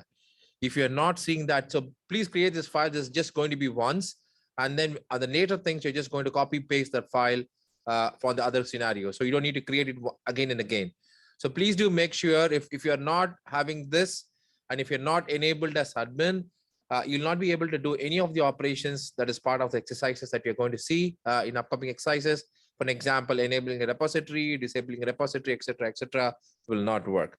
Okay, so if you're not done, please do take a few seconds to go and update this your NVRC file that you see on my screen right now. So this is required, the drone server, the drone token. These two things are crucial for all the operations that we are going to see in the upcoming exercises. So please do create this file, as Jim mentioned earlier, on your sources on the DAG stack local folder, just envrc.local, and then the values should be in sync with what you see on the accounts page of your drone stuff, right? So I just want to remind about that. So what's next we're going to see is doing a private registry. So if you remember, the whole drag stack stands for drone, Argo, any registry, any container registry, and finally Git, right? So we have done Git, we have done Argo, we have done drone. The only missing piece of the whole infrastructure is to have your container registry, right? You can use any public container registry, totally acceptable. But for the demonstration purpose, or in some cases, you might need to want to control what images that gets into your registry and then mirror it with external registries. In those cases, we can use the container registry. As in this example, we'll be using Nexus, but technically in the next version of the labs, it's going to be upgraded to Harbor. So just a drop-in Nexus is just a drop-in replacement for this particular workshop. Let's get there. So do that. So what you're going to do first is, we are going to create something called in the config. If you go to the code, let me explain that first. This is more K3S stuff, but it could differ from cluster to cluster. If you go to the config, and then if you see the brancher K3S, so what I'm saying is that anything that is going to come to nexus.infra.svc.cluster.local. I'm just giving the local internally addressable address. So that's going to go to my custom registry that I'm going to create and deploy. We already deployed that via Nexus. It is available there. So it's just going to use that path to log in. So which means that you can push and pull images using nexus.infra.svc.cluster.local from within the cluster and within the node as well, right? That's what you're going to see as part of this exercise. So this kind of a setups helps you to kind of have local registries, and the local registry could be potentially configured with the external ones so that you can do mirroring, right? And have more control on what image comes in and what image goes out. All right, so let's go there. So let's go do this stuff. The very first thing I have to do is that copy this env substitute stuff as we do for everything, and then create this file. As you see right now, the Nexus infra svc cluster local is going to be redirected to the nodes localhost 31081. That's what container D looks up for, right? And even when you push it from inside, we're just going to use this, and this is going to be the authentication information that we are going to use. Pretty much the same what you use for Nexus and then for Argo CD, right? It's just being consistent here for namesake. And once you have done this, so we want K3S to pick it up. So we're just going to do a restart of the pods. So this is where we need to have some patience, like because it restarts and it takes some time for the pods to come up. So let's watch for some time. So let's get k get pods -a w. So just make sure that all the pods comes up before we go to the other ones, right? Because otherwise, few things will not work when you do the testing, right? So because since we are restarted the whole cluster, it's going to kind of take a bit of time, not a longer time. But let's see if all this comes up. Okay. So we have litmus. We just kind of see if you see there's one error because it needs to restart again and again. So everything is running right now, Argo, litmus, and then drone, infra running. So all the things are running for us. So let's give some time more, few seconds, not too much long. So we can also try. So usually what basically happens right now, if we go here to the verify registry setup, if your things are not coming up, so you see this kind of an error. So don't worry. So this is not an error. This is because the pods are coming up because we have restarted the cluster. So let's give it a few minutes for that, and then try again. So let's go and try again. Keep trying again. So it's still there. So let's see, k get pods -n infra. That's where we need to reach out for. Okay, so it's still not ready. So let's wait for Nexus to be ready. Yeah, it's ready. So now once Nexus is ready, let's go and try it again. And hopefully we should be successful here. Okay, let's log in here. There we go, right? So just repeating the stuff what we did. So we have created a registry. This is more of a K3S kind of thing where we go do registry. If you go, let me try to find out if I can find K3S private registry setup. Okay. If you go here, so this is what we did. I'm just going to put this one on the Zoom chat. Let me see where's the chat. Okay. If you want to go find out how K3S is picking it up, you can go see there. And so that's what we did right now. So we just made that one. And then since we have changed the whole node thing, so we had to go restart the K3S cluster. That's what we did with the restart of K3S cluster here, systemctl restart K3S. And since restarting of K3S after restarts all the pods, we have to wait for some time for all the pods to come up, especially the registry one, because that's what we're verifying here. So to do that, we just watched the namespace K3S get pods of infra or the whole entire kubectl to see Kubernetes to see everything is coming up. All right. So we're good now. We're logged in, and then let's try to pull and push, right? We need to verify whether, if you see here, I'm pulling from an image from GCR and then tagging it as localhost with the same URL which we saw earlier, and then pushing it to the local registry, right? I want to make sure that I'm able to push to the local registry. That's what we do. Awesome. We are able to do that. The next step, the image that I used pushed here, I need to make sure that I'm able to spin up a pod and run the pod using the same image from the local registry. That's what I'm doing right now. I'm kind of creating a deployment and then using the local nexus.infra.svc.cluster.local URL and trying to use that image and spin up a deployment to make sure that Kubernetes is able to pull the image from the local registry. All right, that's great. There we go. Let's wait for some time. Fantastic. So we're able to push and pull image from the local thing and also make Kubernetes use it. And we're all perfectly fine here, right? So just to recap what we did, we made a private registry configuration, added that to the K3S configuration and restarted the K3S daemon. And then the Kubernetes naturally got restarted. We waited for the pods to come up. And once the pod has come up, we are trying to see if we can push and pull images to the local registry. So this is going to complete the stack components. Basically, we have drone already, we have Argo already, we have registry now added to it. So we are having the complete stack right now to do the drag thing which you're talking about, right? Perfect.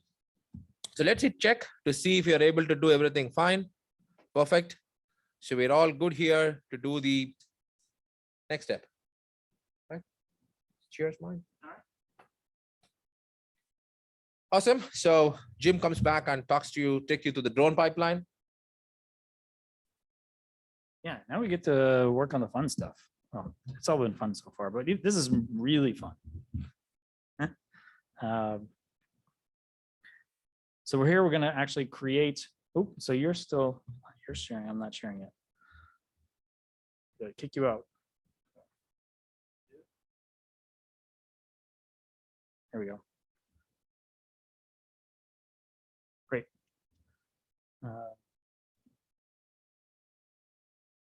All right, so now we're going to actually build out a drone pipeline to build something and publish it. So we'll get to a Java application in the next step. In this step, we're just going to build something that's really basic and verifies that all these components are going to work together. So first step here is to activate the repository. So I think I touched on this before. So the way drone works is users go in, they get their list of their repositories, right, that they have access to. And if they're an admin on that repository, they can click an activate button, or they can use the drone CLI like we're about to do. And that activates it in drone. So it creates a webhook in the repo so that all events then start getting sent to the drone server. So drone can then start doing things based on what's happening in the repository. So if I go, I'll click on my drone tab again, just to show you this before activating it. So if I go to this DAG setup verifier repository, see it's not active right now. But if we run this command with the CLI, or I could have clicked that button, but we'll show it both ways. So I run this command.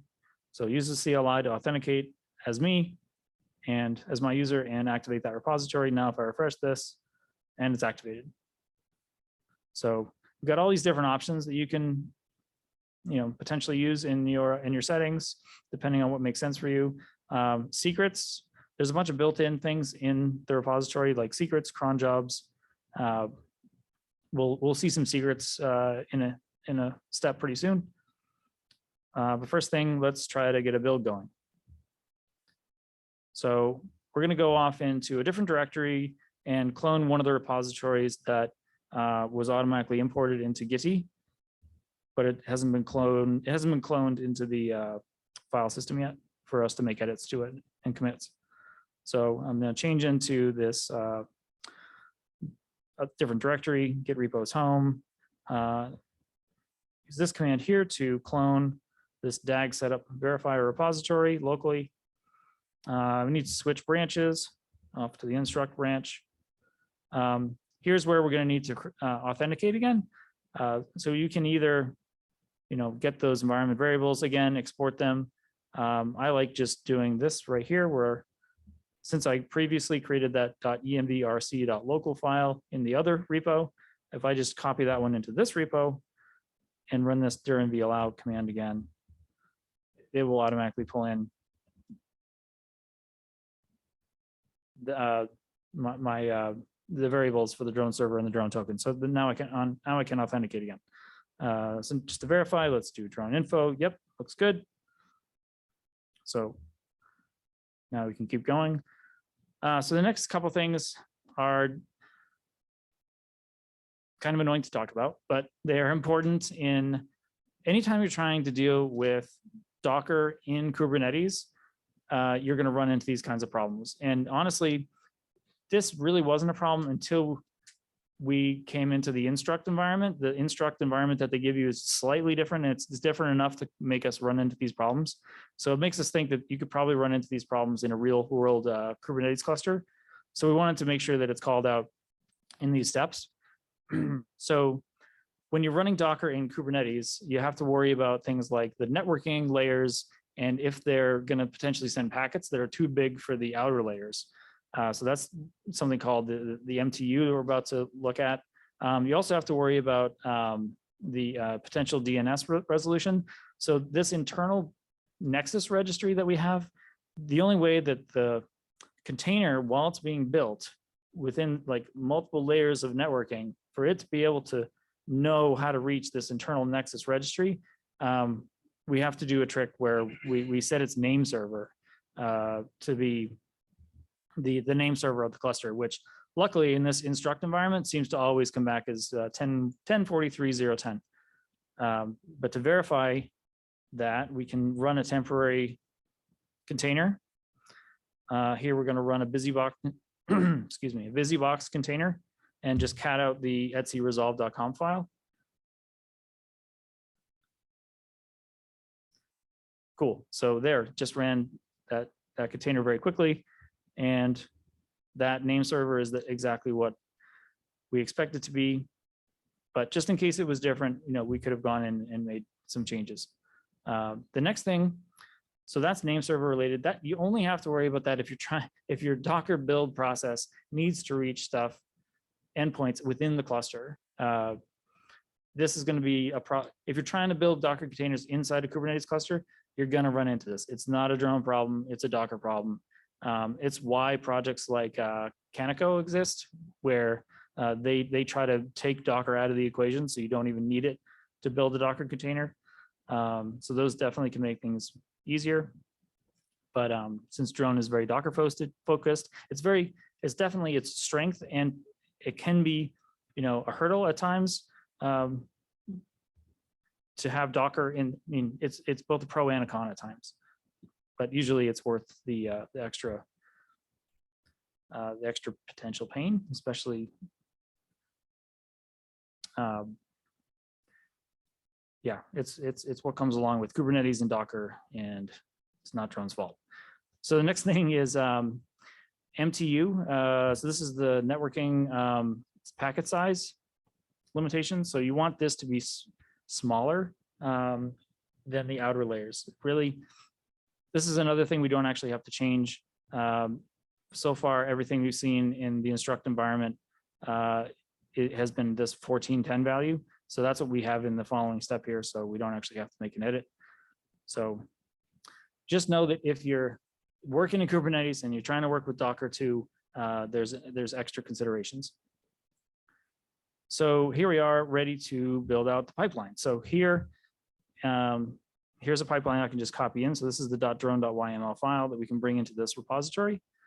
So if I now go into the code tab and go into the .drone.yml file, make this bigger so we can see, it has a YAML file in here that we're just going to wipe out and paste in the new pipeline. So here, this is just a one-step pipeline where it's going to use this Docker file to build out this Docker image. Here's the DNS and MTU that I was saying before are important, since we need to reach stuff within the cluster, and we need to make sure that the MTU is not going to conflict with the outer networking layers. Next piece is the build arguments. So this is going to be a Java app, and it's going to need to reach this the internal Nexus registry. This is where if we couldn't resolve nexus.infra from within the building Docker container, this wouldn't work. So that's why we got to have the Kubernetes kube DNS right there. So we're getting there. We're almost there. The registry that's going to publish into is also Nexus. And then the next important pieces we need are the username and password. So we've already hard coded these on the Nexus side. And I'll show you how to generate these passwords. One way of doing it right now. So you don't want to check in secrets into your Git repositories. Bad idea. You need to keep your secrets and anything sensitive out of your Git, checked in Git code and configuration. So Drone provides a couple of ways to keep those either out of your config or encrypt them so that they can't be read. So the first that we're going to try here is encrypting. So and this is available in the open source Drone that everyone can, that's available to everyone. There's another method that we'll look at in a minute that's in the enterprise version. So this command here, we've already pre-written this script that's going to generate the secrets and put them into the drone YAML file. So this command right here, add secrets, I just piped it to T so I could see it come out on the command line too and go to the file. So now if I go back and look at the drone YAML that I was just editing, now there's these 2 extra blocks for 2 secrets. So this is an encrypted string that can't be decrypted without the private key that's available to drone. So it's safe. This is safe to check into your repository. So we've got some formatting issues here. We'll have to fix that. But now Now with that change, let's do a git diff so we can see. Yep. Git status. Yep. So the drone YAML is being changed. Now I've just copied these 3 commands and I'll hit enter to commit that and push them up to the repository. So now if we jump back into the drone UI, now we're running our first drone pipeline. Very exciting. So we click that, clone ran as a first step automatically, and now the Docker image is going to build. So this is using the official drone Docker plugin. So like I was saying before, plugins make it so you don't have to, you can reduce a lot of scripting and duplication and abstract away a lot of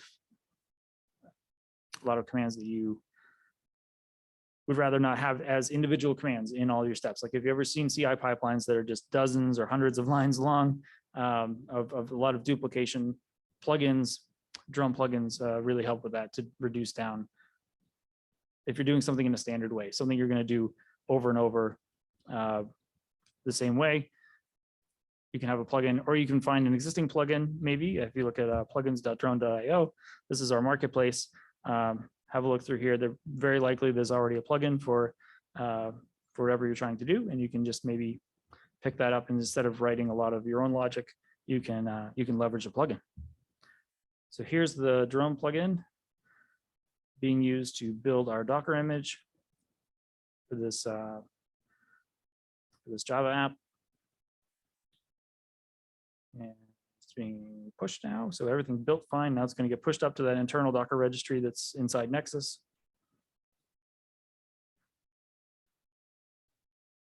Wait for that to complete.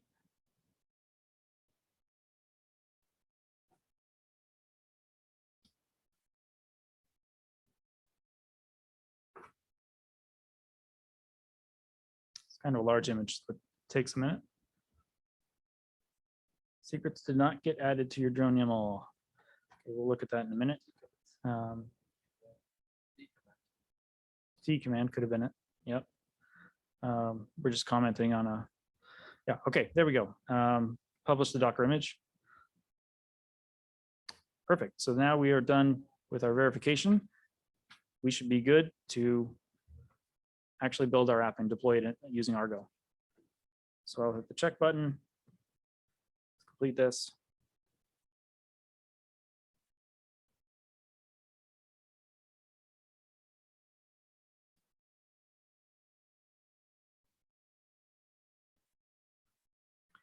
All right.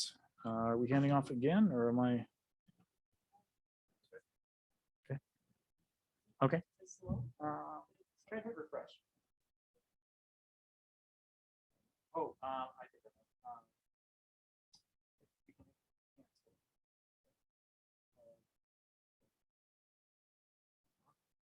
maybe you might have lost your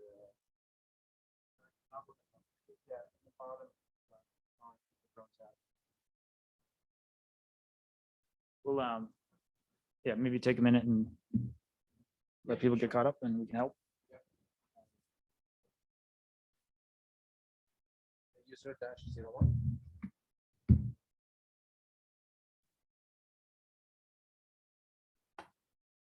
Right. So okay. Is okay. So I think there was a change that had to be made.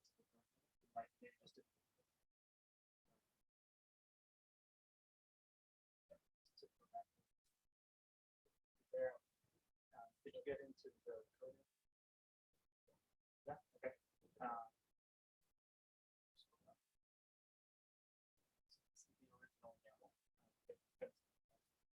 Actually need to replace it. I can tell you this.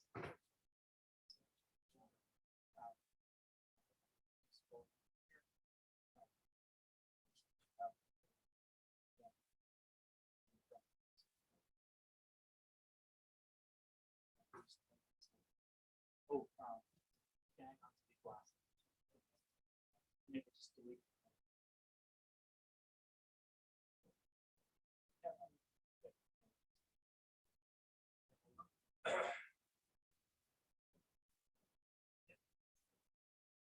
So give some time for everyone to catch up. So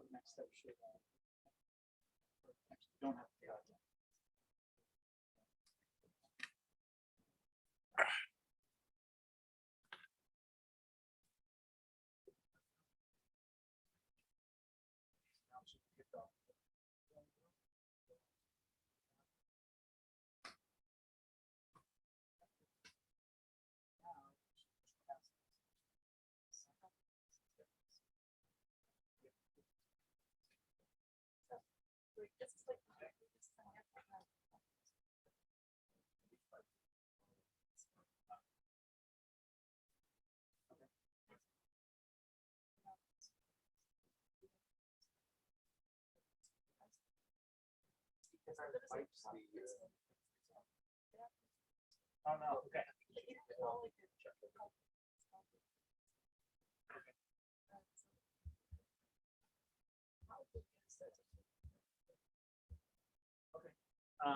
Yeah, so what we just did, so this is a project that we've already. so we're just waiting for others to complete, and then we'll get back to the next two ones. This project, this DAG setup verifier. So this is a whole app. That we're gonna to just build, publish Docker images. The registry happens to be run in your environment. So have you worked with Docker yet? Okay, so Dave, I just pinged. so Docker is just a way of like packaging your application, not just your application, but like the entire components of the end. Almost it's a little more lightweight. Anyway, it's basically think of it as your application and all of its yeah. Yep. So if I get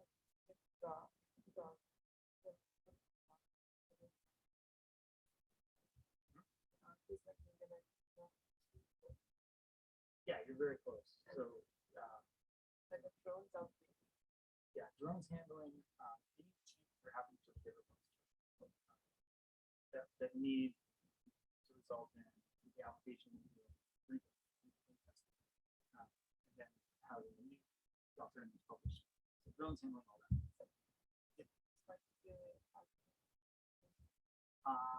Well, I'm not familiar with Argo rollouts. This week I tried to learn more about Argo workflows.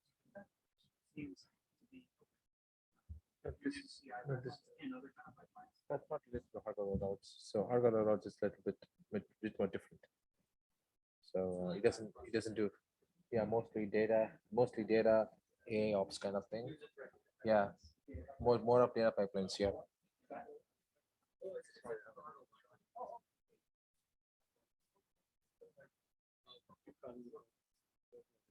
Oh, nice. No worries.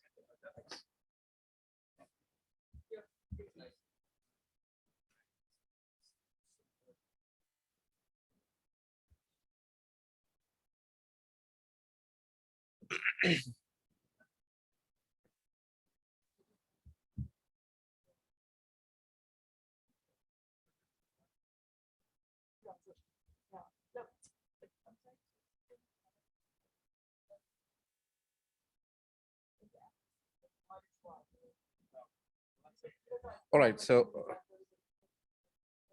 we keep moving.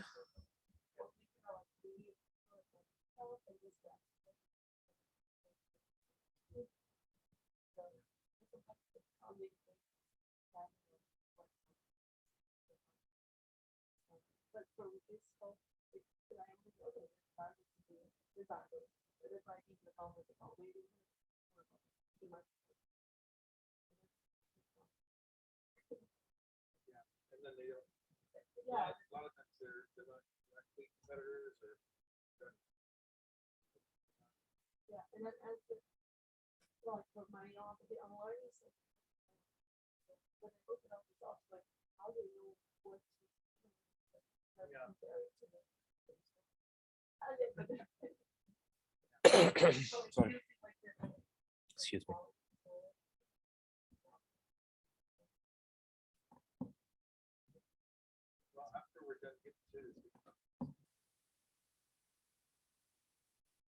we keep moving. So we got a couple of more exercises to complete, and then we should be done with this. So as part of this module, like we're just going to see how to use drone CI and this pipeline to build a Java application. Potentially it could be anything, but we just made this Java application as the first step towards that. We can use any kind of application to build it. So all is required is just a bunch of Docker images, as we explained during our intro sessions, that drone expects just to have CI, right? What we're going to do right now is to take this application, build it, push it to registry, and part of the next module, we are going to use GitOps to kind of take that image from the registry and apply GitOps principles to kind of deploy this application into this. And finally, we will see about how to use Litmus to run some experiments on the deployed application. So those are the things which is pending for us. Let's get started. So obviously, the very first thing is that we're going to go to the repository home, the usual one where we have all the things. And then it's going to clone another example application that's going to use Quarkus Spring Boot kind of thing to build a very simple REST API using Java. And then we're just going to go there and then change it to the instruct branch and ensure that we have the environment variables reloaded. We're good. And then copy the envrc local, which has token from there, and then make sure that we're also able to query the drone repositories. All right. I think in the previous thing, Jim said, like, how do we activate the thing using CLI?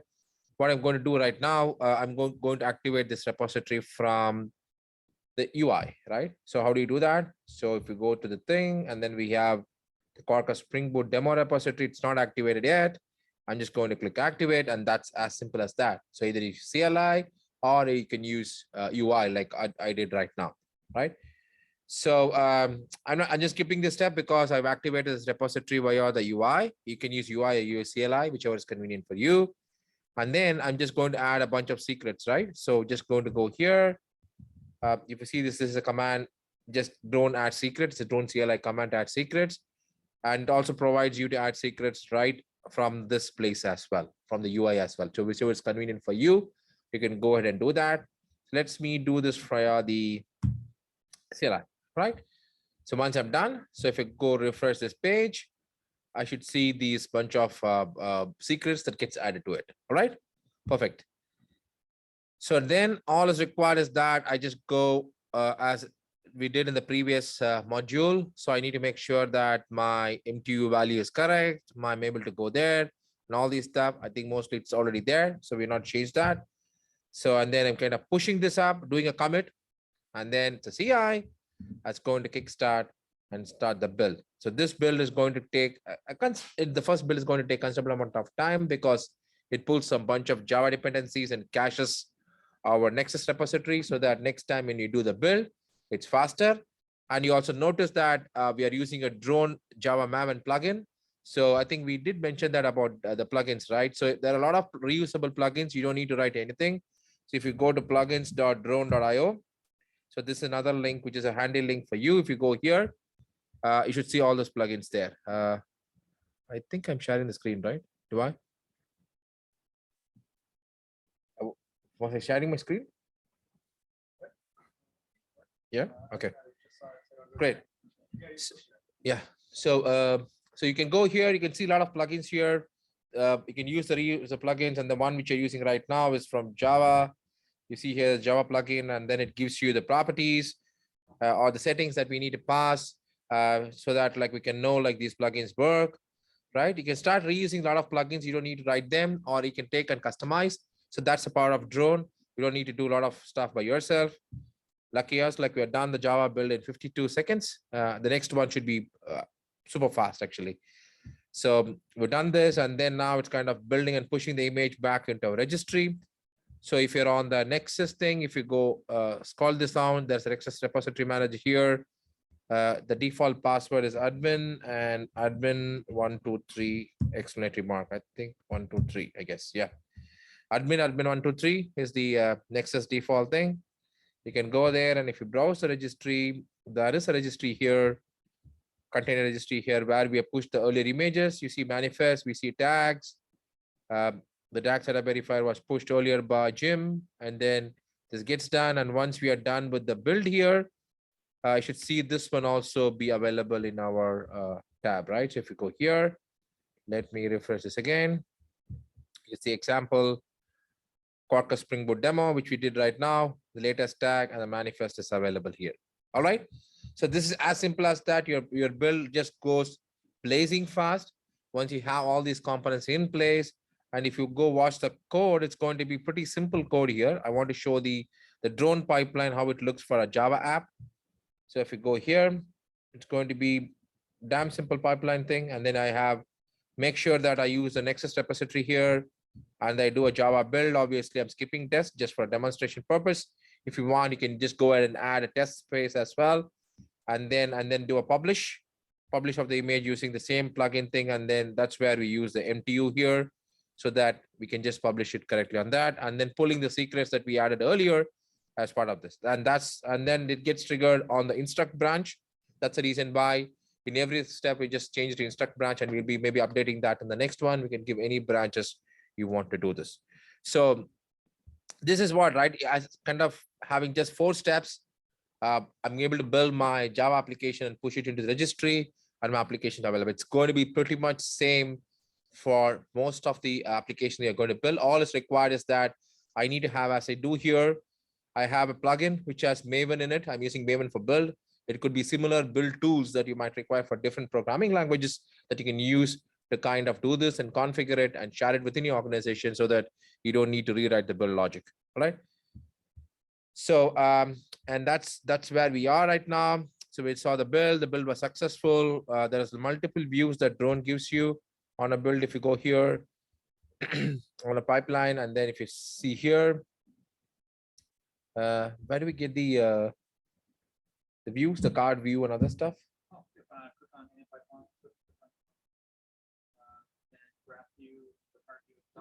Yeah, so you get a graph view, we get a card view. So whichever is nice for you, we can just see all the stuff here on the log view, which is where you can see the logs. The logs are made in history so that you can just go back, see what are the logs you want to do, right? So this is cool about this. And then finally hit the check to see if you're able to see your thing all done good. And we're all fine with our very first application build and deploy using this. So, but these are all simple steps. But if you imagine that the hard ones are passed by in the previous chapters where we set up multiple components. And right now it's all drilled down to the everyday task of building and deploying applications. All right. And the next one, probably, I'll leave it to Jim. We are going to talk about how do we take this and apply GitOps principles and get the application deployed using Argo CD. And finally, we'll see Litmus after that. Okay, over to Jim.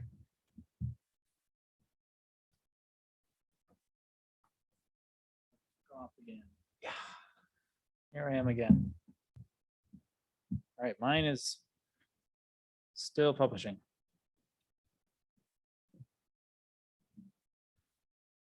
All right, so we are building and publishing apps like nobody's business. All right, check.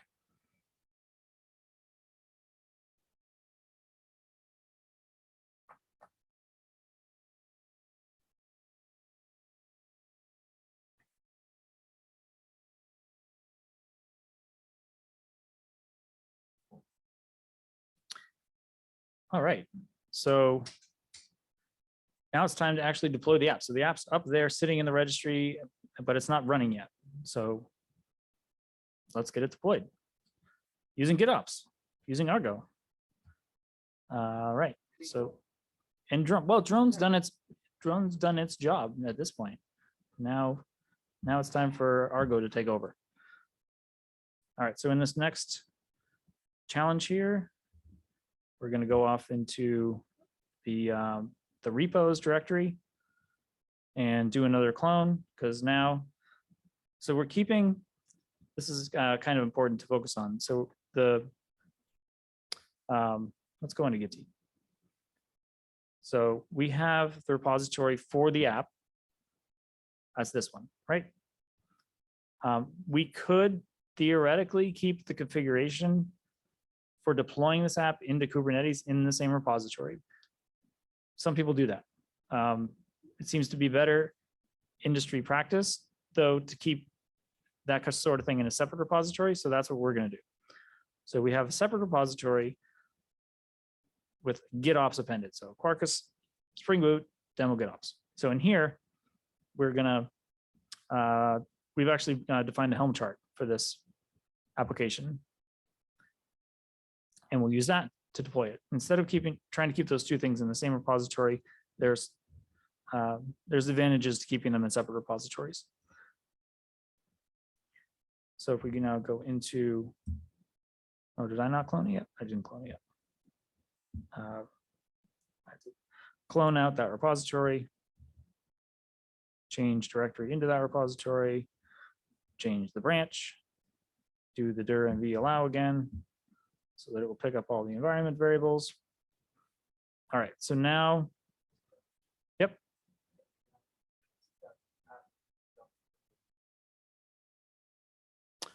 Oh, app GitOps home, okay. And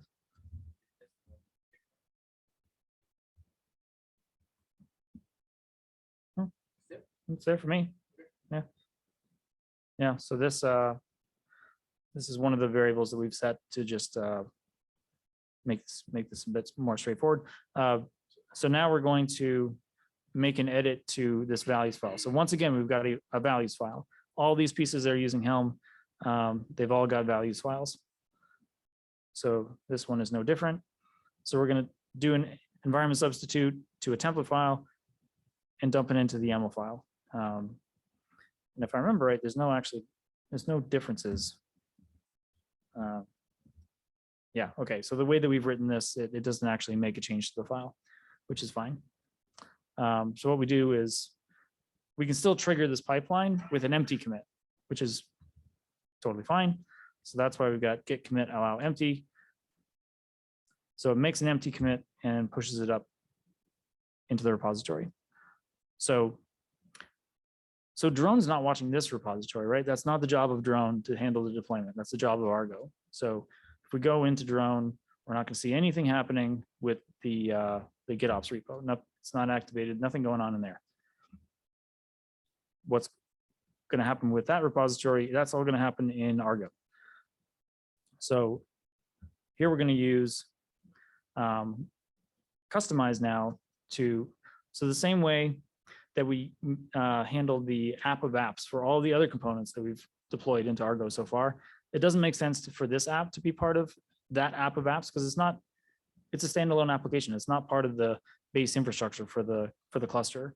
So that's why we're not going to manage it as part of the app of apps that we've previously defined.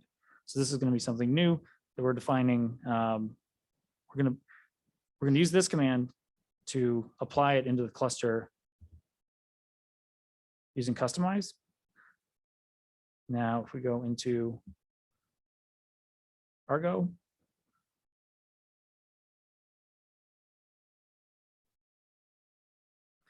now we've got a new app coming up.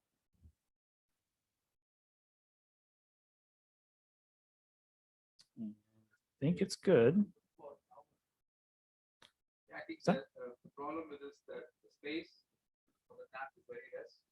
It's technically it's called as Java lab, but it actually shrunk because we don't have space on the tab. Yeah. Yeah, if you expand this whole Yeah. thing out, you might see everything. If you hit that.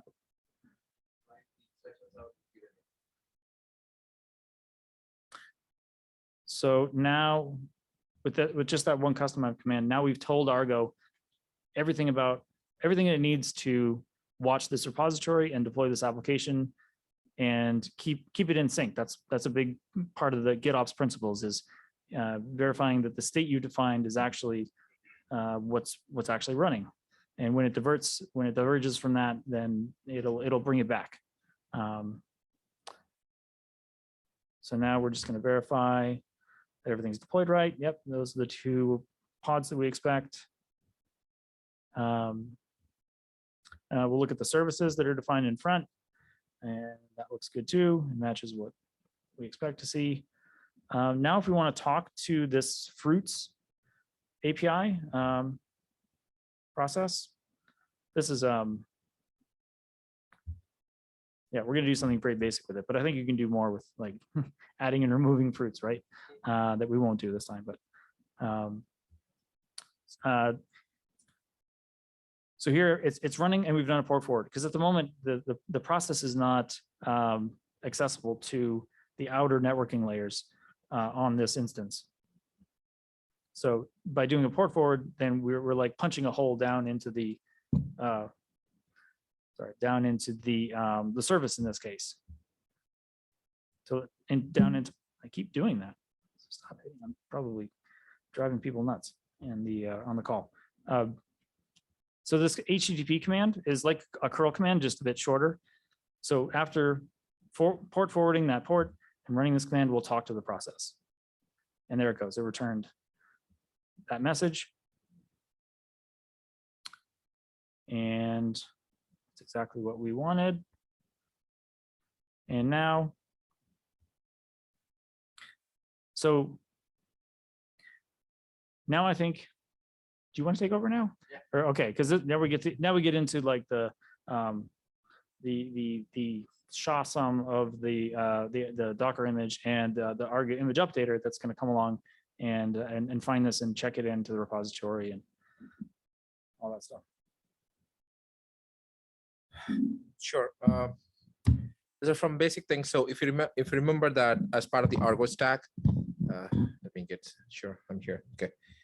So we kind of basically install the Argo image updater as well. If you see the apps of, okay, let me go share my screen. Sometimes I forget that, right? Great. So if you see the app of apps stuff that we have here, we just go here.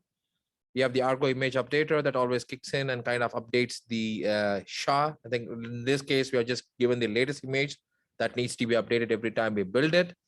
So that's what happens basically. So if we go here on my thing and then get this Fruits API, the SHA digest that we have here.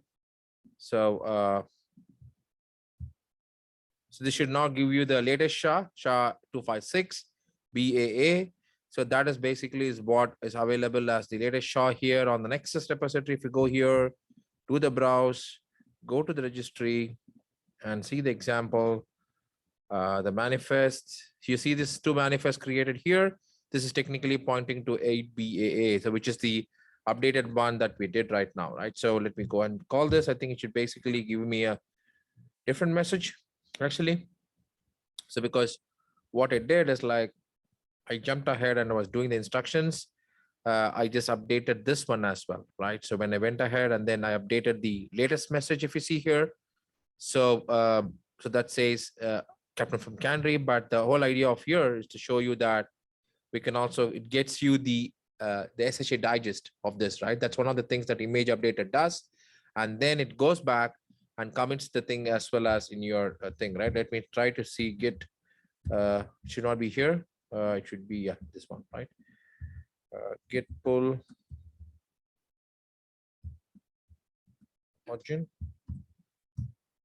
Okay, so you should see this one. The SHA got updated here, and if you see the SHA, if I cat this cat app.argo cd, and you should see this. This is the image that you're using, and this image has been replaced with the SHA 256. Let's see this. It's BA 525 something, right? If I go to your Argo apps, go to the Squawkus demo here, and then if you click on the Fruits API, and then you should see this SHA here, right? So because technically, if you imagine, initially we started with latest as Jim was showing right now, and actually I triggered a build while Jim was doing it. Like I said, I jump ahead. So when you dump that, and then Quarkus, I mean, your Argo kind of syncs it up and make sure that the SHA 256 digest is updated on your thing. So this happens everything, and it commits back the code into the Git repository. That's what I was saying when I saying what is the advantage of GitOps is one of the things is that the credentials are with you within your settings. So you don't need to go anywhere and nobody needs to know about it. And it goes back and commits the message so that your Git repository is always in sync with your latest image digest. Okay. Using image digest is one of the best ways to get the to avoid middleman attacks, right? That most people use, they know about it. All right. Fantastic. So we can also just for the namesake, we can just do one more trigger if you wish to. So if you go back here, go to the code, and then I'll just say something else. Thank you. I don't know what's the UTF code for squid so that I can do this. Thank you, ArgoCon 22. Do you know what's that? Can you put that on my Slack? Yeah. So we're just going to play some fun here, right? Just all serious things all day long, right? We'll just put this message here. So I'm just going to say this one, right? Okay, let me, it's Emojipedia, right? And then go here and find squid. Yeah, there we go. I'm not still sure like whether it's Argo logo is squid or octopus, but anyways, copy this and go to the console. Let me see if I'm able to do that. Okay, I'll paste it here. Okay, that's what we're going to do, and save it now. And then I'm just going to do a commit. Getting back to my terminal, git commit.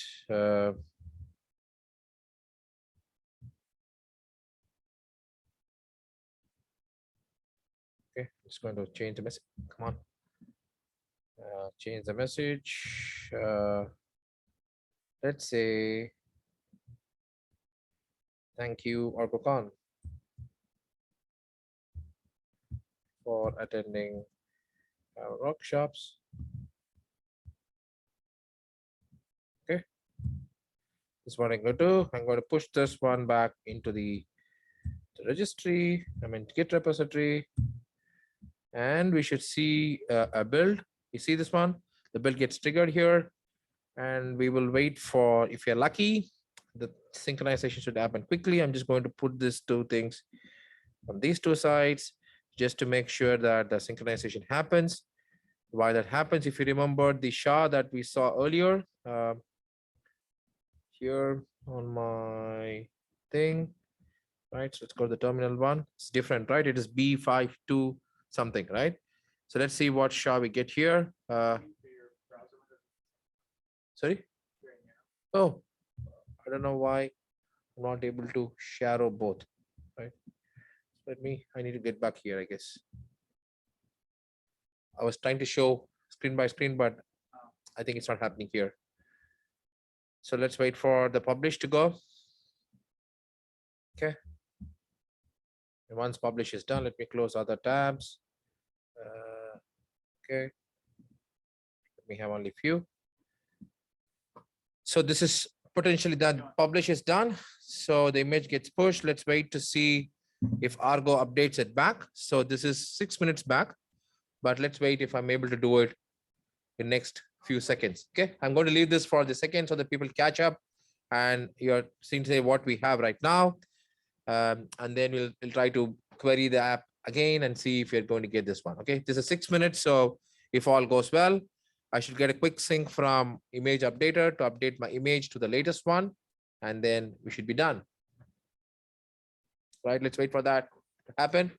So we need to give some slack for Argo to kind of sync, trigger the sync schedules. Okay, let's wait.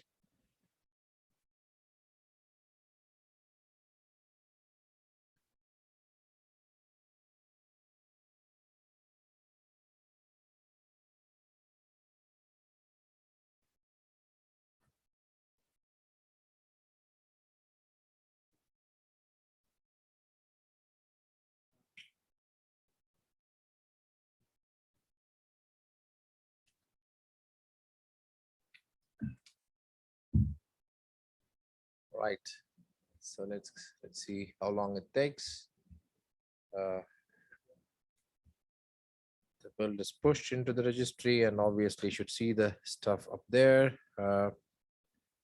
Succeeded 2 minutes ago. Let's see what is the default sync. I think let's go find that out while this happens to see Argo CD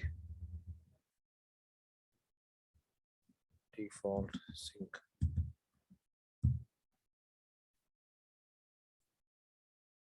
Yeah, there you go. I think sync policy is automated. And I'm not sure what's the time for this. Self field.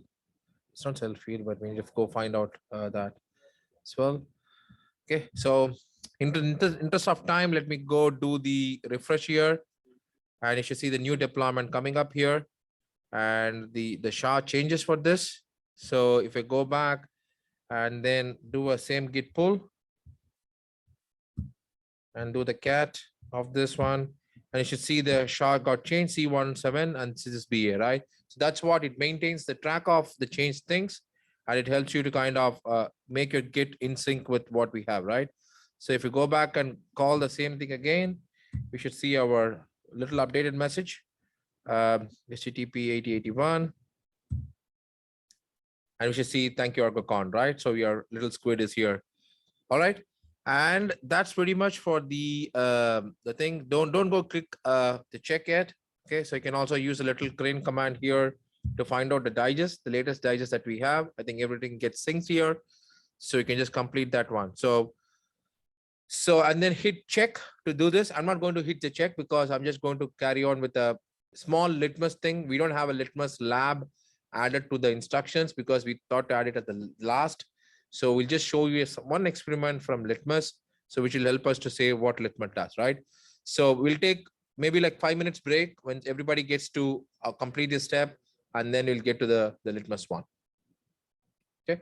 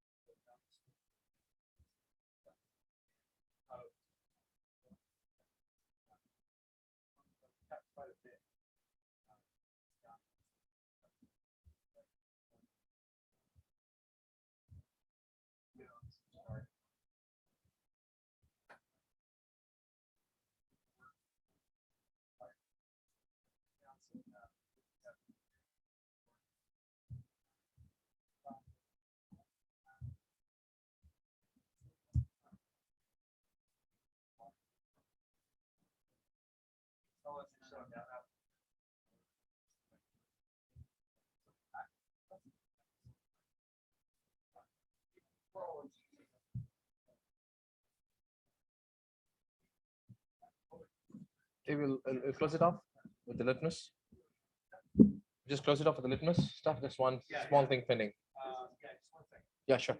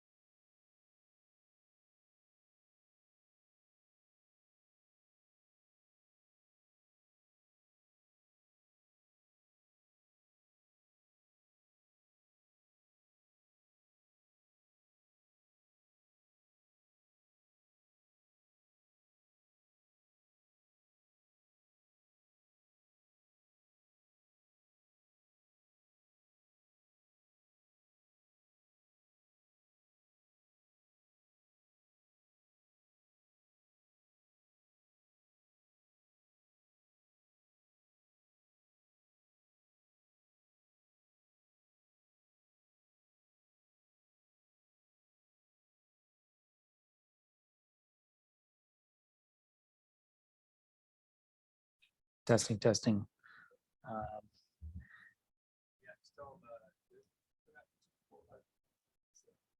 Yeah, we've got a good 15 minutes left or so, and we can maybe, this is not what I mean to be sharing. We can maybe try to jump into some litmus. Let's do some litmus chaos. So how far did I get? Did I get far enough to do the next step? I think so. I close all this. All right, so in what we deployed in the app of apps previously, part of that was litmus chaos.